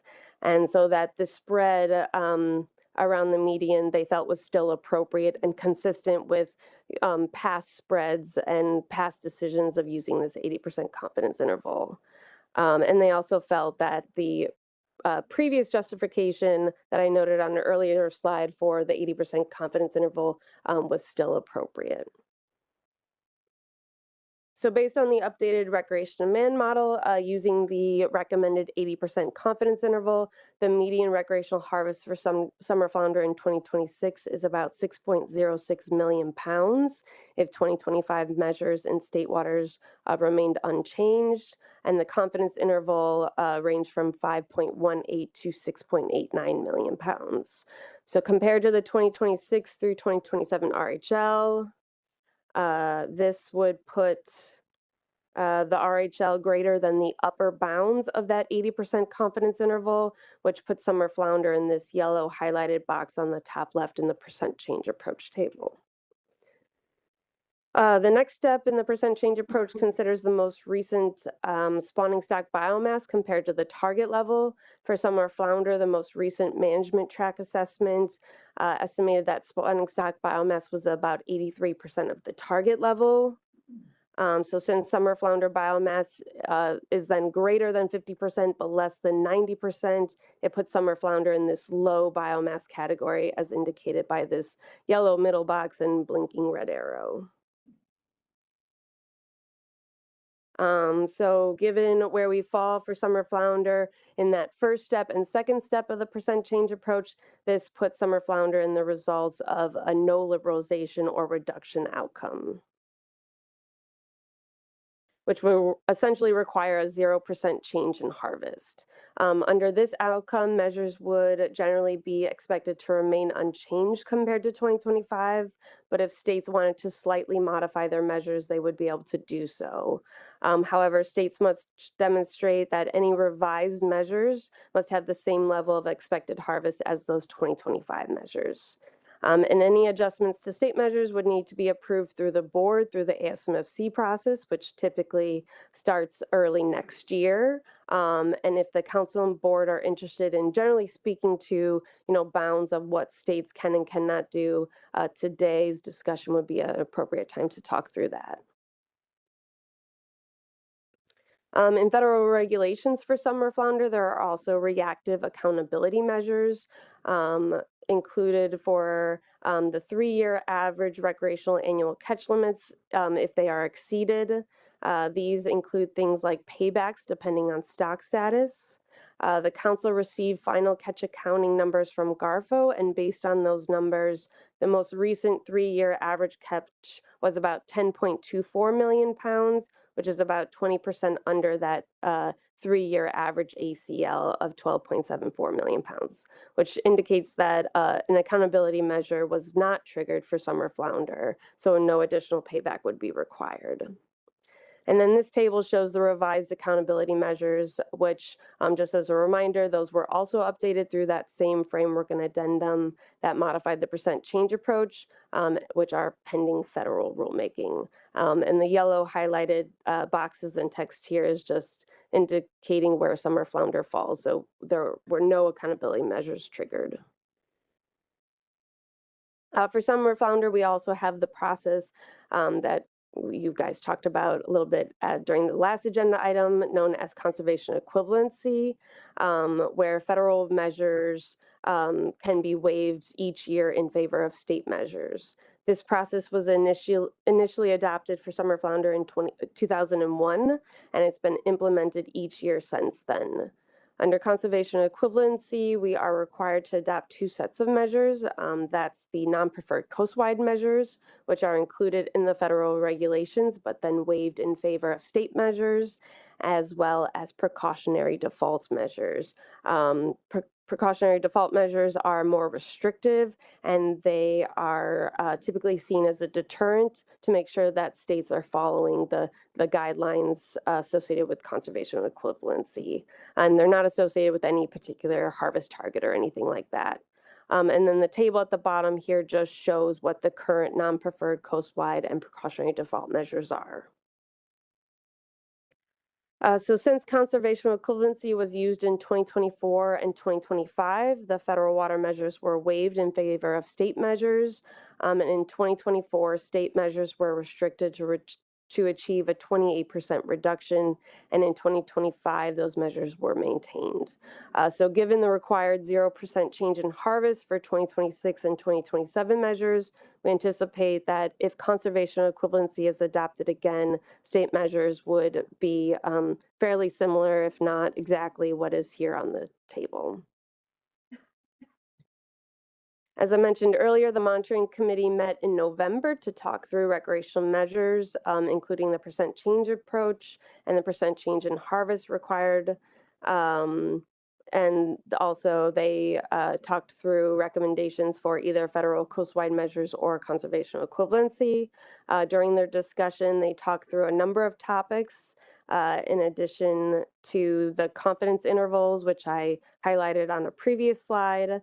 At this meeting, one monitoring committee member questioned if there was any considerations to use projected biomass, for example, the projected biomass for 2026 and 2027 that came out of the management track assessment as opposed to the terminal year, so 2025. During that discussion, staff noted that during the development of the percent change approach, the FMAT and PDT consistently worked under the assumption that the terminal year biomass would be used in the percent change approach, and this idea of substituting projected biomass did come up at our meeting in August when we talked through the summer flounder RHL and setting specifications, but there was concern about the associated uncertainty with projected biomass versus the terminal year, so there wasn't any desire to shift away from that. Related to conservation equivalency, the monitoring committee agreed that its continued use was preferred as it provides states with greater flexibility to impose regional management.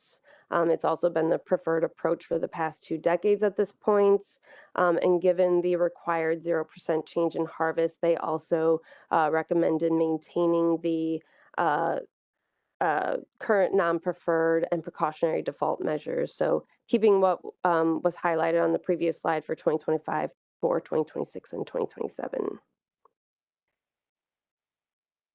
In November, we also held an advisory panel meeting to get feedback on the proposed 2026 through 2027 recreational measures for all 3 species. During that meeting, there was some discussion related to all 3 species. Specifically, 2 advisors in general expressed frustration regarding the reliability of MRIP. One advisor specifically noted that 2024 wave 5 through 6 data for Delaware, specific to summer flounder, was estimating about 50,000 pounds of summer flounder being harvested, and he expressed strong disbelief that this was even possible. This advisor also recommended completely abandoning MRIP and implementing a simple cell phone-based reporting system. Another advisor also expressed concern with the use of MRIP in the recreation demand model, especially given the 2024 pilot study suggesting that MRIP results are likely an overestimate of effort and harvest. This advisor recommended that this source of uncertainty be considered when setting measures for this next 2 years. Moving to summer flounder specific comments, several advisors voiced frustration with the percent change approach in general and the outcome for summer flounder. They viewed it as overly conservative, given the recreational sector would not be able to take advantage of the nearly 40% increase in the RHL. They highlighted that under the percent change approach, it's hard to envision any future liberalizations regardless of biomass improvements. And some advisors noted the pending MRIP recalibration and felt that depending on impacts of that recalibration, it may warrant reevaluation of the percent change approach. Multiple advisors also voiced frustration that the recreational sector would not be able to benefit from the large increase in the ABC, unlike the commercial sector. And then there was also some concerns with the number of dead discards. 2 advisors recommended lowering the minimum size limit to allow the harvest of summer flounder that would otherwise be discarded dead. And then another advisor recommended adding some additional questions to the FES male survey to get at hook size and how that's impacting discard mortality. So just to summarize, the percent change approach for summer flounder resulted in no liberalization and no reduction. And given this outcome, the monitoring committee recommended continued use of conservation equivalency and maintaining those the 2025 non-preferred coastwide and precautionary default measures for the next 2 years. And with that, that concludes the summer flounder presentation. And on the right here, I just have the objectives listed out. But thank you, Mr. Chair. That's it. Very good. Thank you. And I look around the table. Questions on the presentation? I see Jason McNamee, and then I'll go to Chris Batsavage. Thank you, Mr. Chair. Thank you very much for the excellent presentation. One thing that kind of popped into my head is a couple slides back where you were talking about the use of the terminal year, which I think, you know, going back to when we started doing this makes total sense when we were kind of banking on assessment frequency of every other year. And I don't know if we have a sense of whether we should still feel confident in that frequency. And so I don't need an answer to that per se, but I think it is important to have this discussion again with the technical folks, and it may be something we want to think about if that if the assessment frequency becomes less frequent. You know, now you're like 2-3 years away from that terminal year, and the whole point of the recreational demand model is it can track cohorts and it can understand the size structure in the population as well as the age structure, as well as the level of biomass. So I think it's something to consider, you know, with respect to using the projection. So it might be something that could be rediscussed again. And then if I remember correctly, you know, I think it's a true statement that, I guess this is more of a comment. Sorry. So I guess it's a true statement that the uncertainty in the projections gets larger. That's true. But I think the recreational demand model propagates that error. So it's being accounted for. And so I don't think that's necessarily a deal breaker for, using the projections in the recreational demand model. So maybe I will I'll jeopardy this and turn it into a question. And that is, do you guys know, is there a sense of whether the frequency is still going to be every other year with the species, or is it actually uncertain or longer than that? So I think those conversations are happening at the NRCC.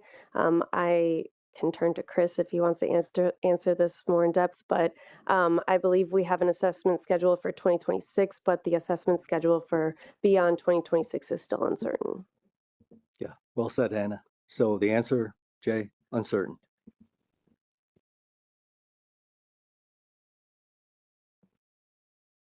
Chris? Thank you, Mr. Chair, and yeah, thank you for the presentation, Hannah.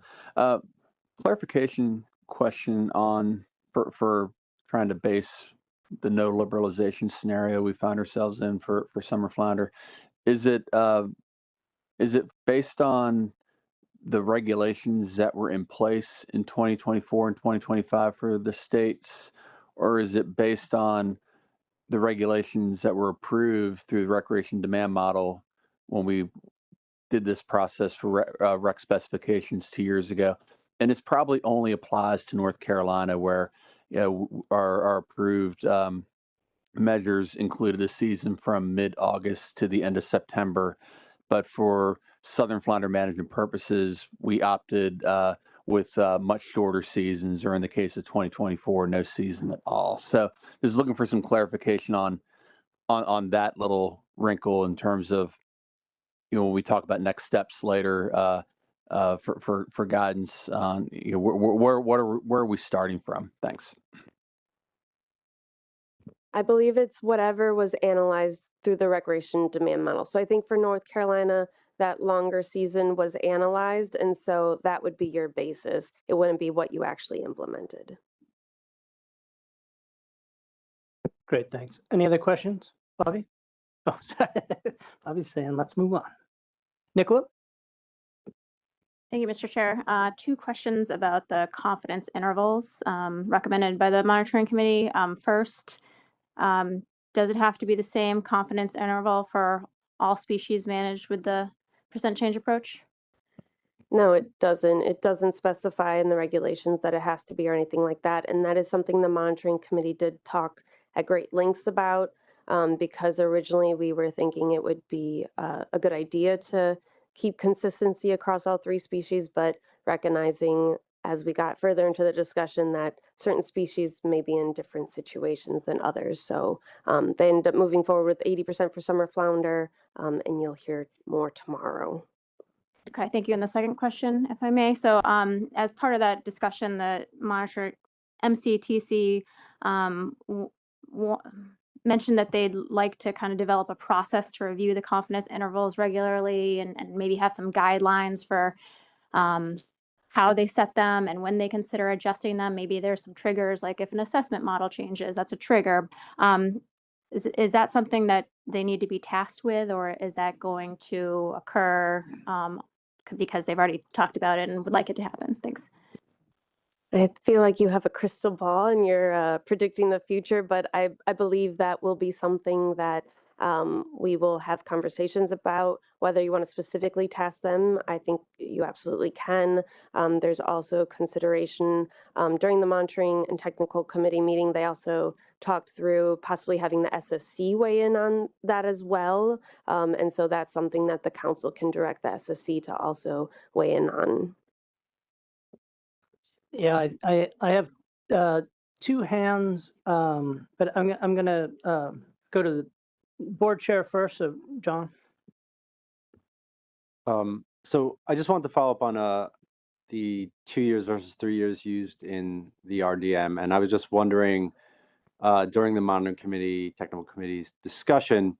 So 2 years means we're operating within the same management regime. We haven't shifted measures. 3 years means we're potentially going, unless we maintain status quo, we're now pulling MRIP data from a year where management measures were different. Was that discussed, and how does that affect the output of the RDM? Thank you. Yeah, so during the monitoring and technical committee meeting, staff was under the impression that the RDM did use 3 years. It wasn't until later that it was brought to light that it actually only used 2 years, and that was a mistake. It wasn't intentional by any means, and we've had to kind of clarify that because I think we were all under a different impression. I would note that 2 years, it captures wave 4 through 6, 2023 information through this year's wave 1 through 3. So it does capture a little bit outside of the current management regime, and wave 4 specifically, which is a good thing, as you showed from the MRIP information, that most of summer flounder harvest is coming from wave 4. But since it came to light that it only used 2 years of data, we've had a lot of conversations with Science Center staff, and they did a quick analysis to see if the additional year would change the percent change approach outcome for summer flounder. It would not. So that additional 2 years of data, we'd still be in the same situation with that 0% harvest. Since for summer flounder, it's really the biomass category that's driving that percent change approach outcome.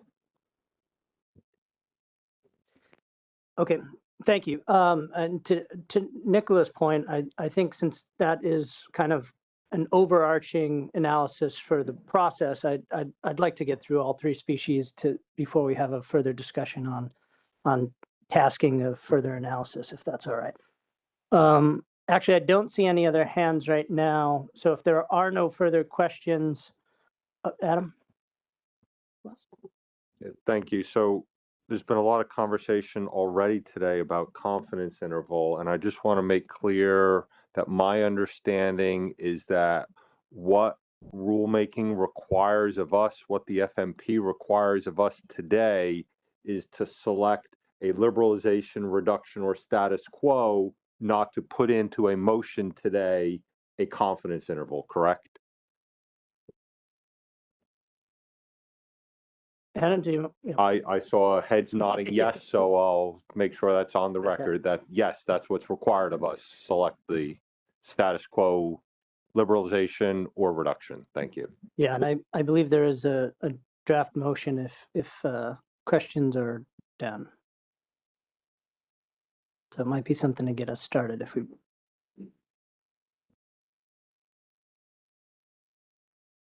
Is that weird? Sorry, Yeah, thank you, Mr. Chairman. If you're ready, I'm happy to make the motion to keep us moving here. Great, thanks, Mike. Okay, I'd move to adopt regional conservation equivalency for 2026 through 2027 summer flounder recreational management with status quo measures. Status quo non-preferred coastwide measures include an 18.5-inch minimum size limit, 3 fish bag limit, and open season from May 8th through September 30th. Status quo precautionary default measures include 20-inch minimum size limit, 2 fish bag limit, and an open season from July 1 to August 30th. And I'd be happy to make that on behalf of the council and the board. Great way to get us started, Mike. Much appreciated. Thank you for reading that in. So that's a motion on behalf of the council and the board. I will look to the council. Chris, are you seconding that motion? Yes, for the council and the board. Perfect. So glad you guys are here. Okay, so we have that. I guess I'll look to both of you. Do you want to add any justification? Yeah, thank you, Mr. Chairman.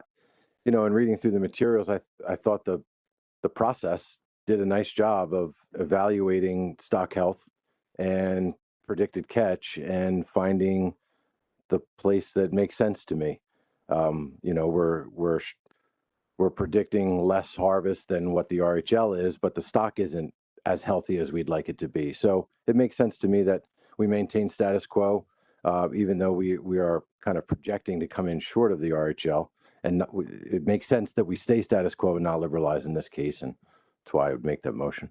And also Hannah, our staff had it as a recommendation as well. Thank you. Chris?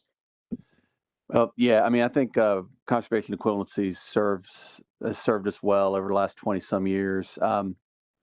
Again, I guess, I could support status quo. There's some interest in going outside of that in North Carolina, but it would also go outside of the recreation demand model.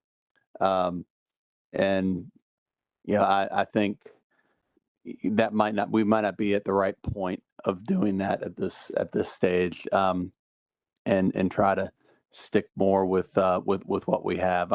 I was initially interested in maybe going a little bit beyond that, but at the same time, I think we need to kind of stick with our process. This may not fit every state and region as best as we hope, but yeah, thanks. Further discussion on the motion? Tony?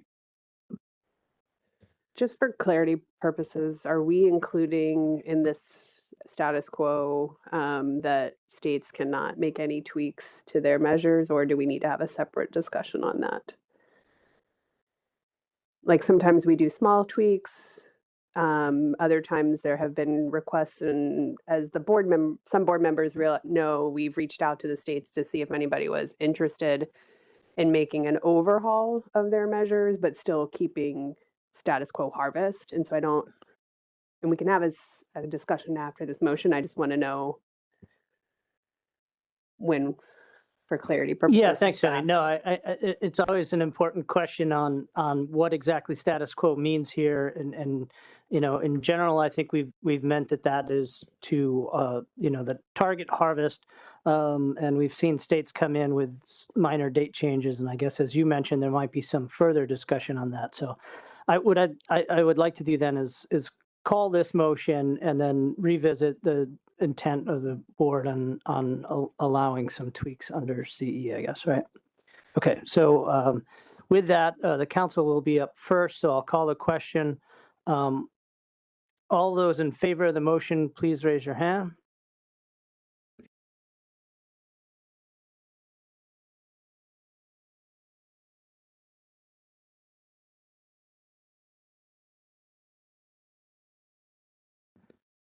I think that was 19 in favor. Any objections?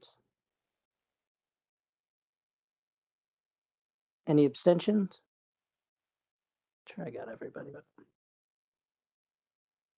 Okay, by my count, if I was right there, that's 19-0-0, and the motion passes the council. I'll turn it over to John. And just to clarify for the record, the status quo precautionary default open season is July 1 through August 31st, not August 30th. So I'm going to go the short route. Do we have any opposition to the motion?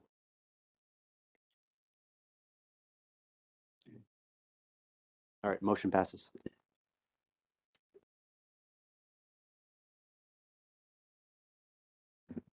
All right, excellent. Thank you. Hannah, anything else here? No, just if you want to talk through what Tony mentioned about conservation equivalencies and what states can and cannot do. Very good. Thank you. So nothing else for the council. So I guess Tony's request to the board, sorry, John, old habits.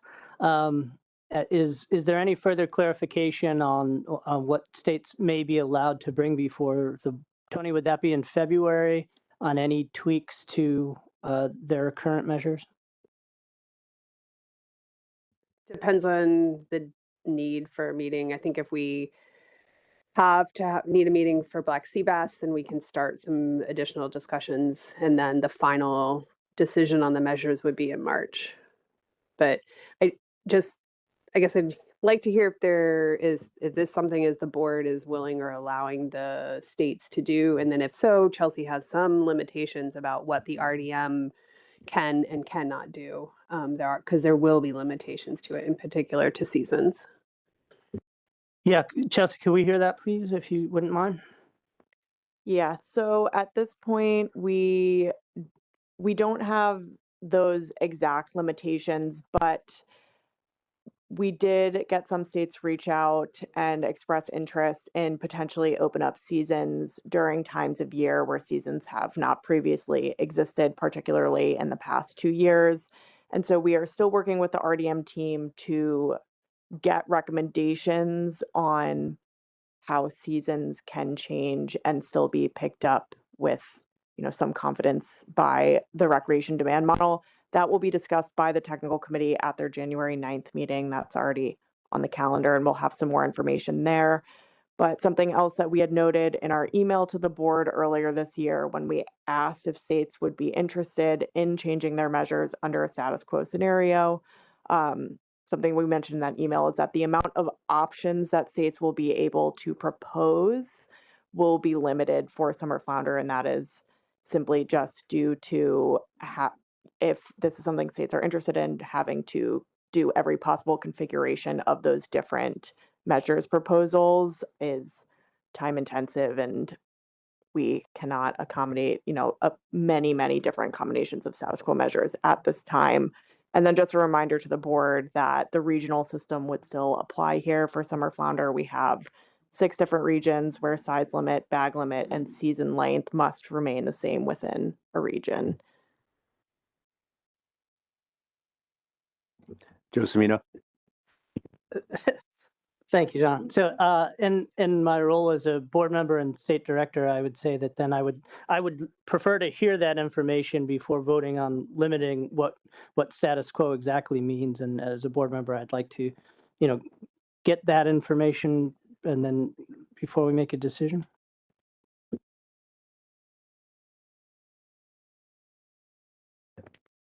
I guess I think depending on what happens tomorrow, the next board meeting may not be until we are meeting to approve that range of options. And prior to January 9th, it is likely that the RDM decision support tool will open up to the state TC reps. So you will be able to play around with that tool ahead of time. And I guess if board members would like to know if it's a possibility in terms of how to allocate their time in running that tool, then they may need to know that ahead of time. And I don't know if Tony has anything else to add there.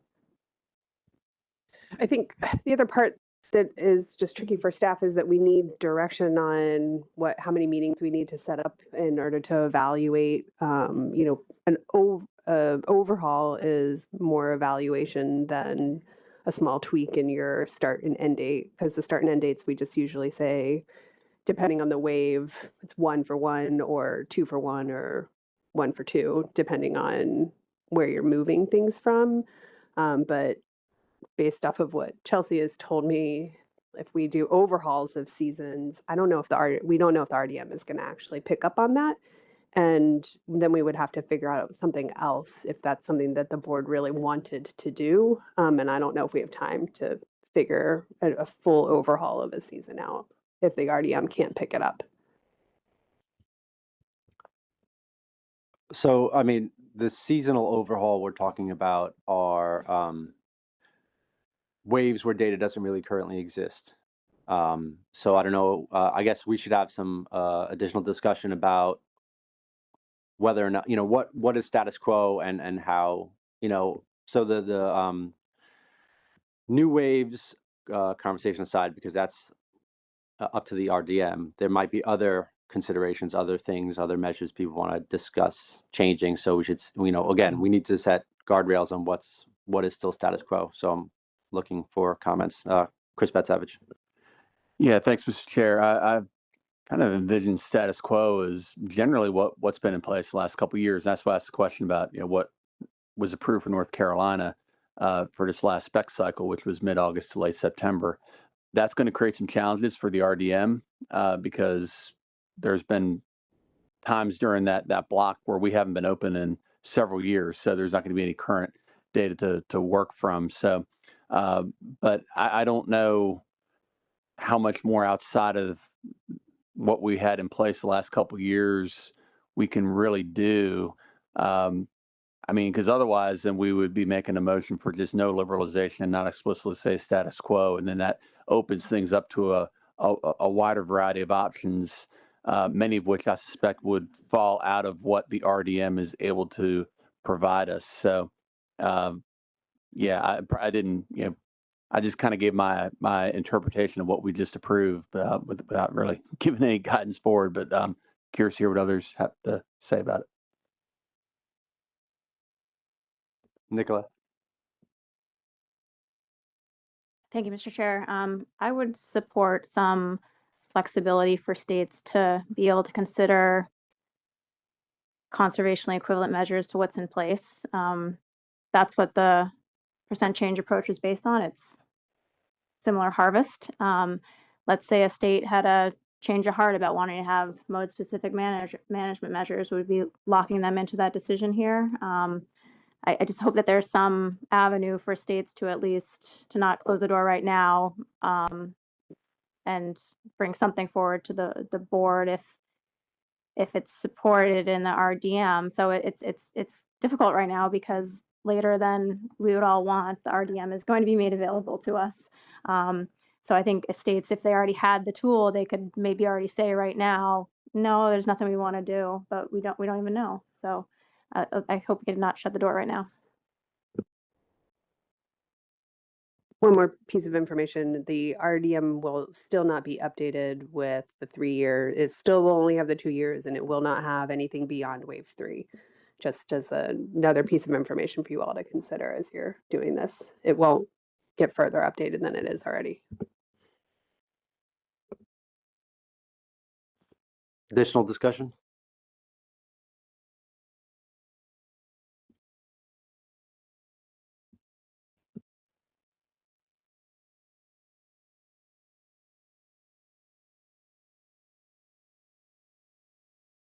If the board is going to allow overhauls, I'll call them, then I think it would be good to vote to say you want to allow an overhaul. If you're just doing a tweak to the season front end, back end, we can do that without a vote, just like we have in the past.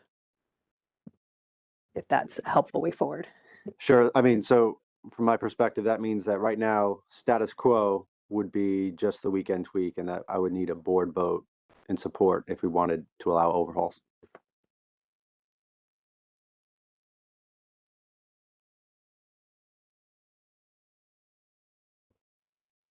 Looking for a motion?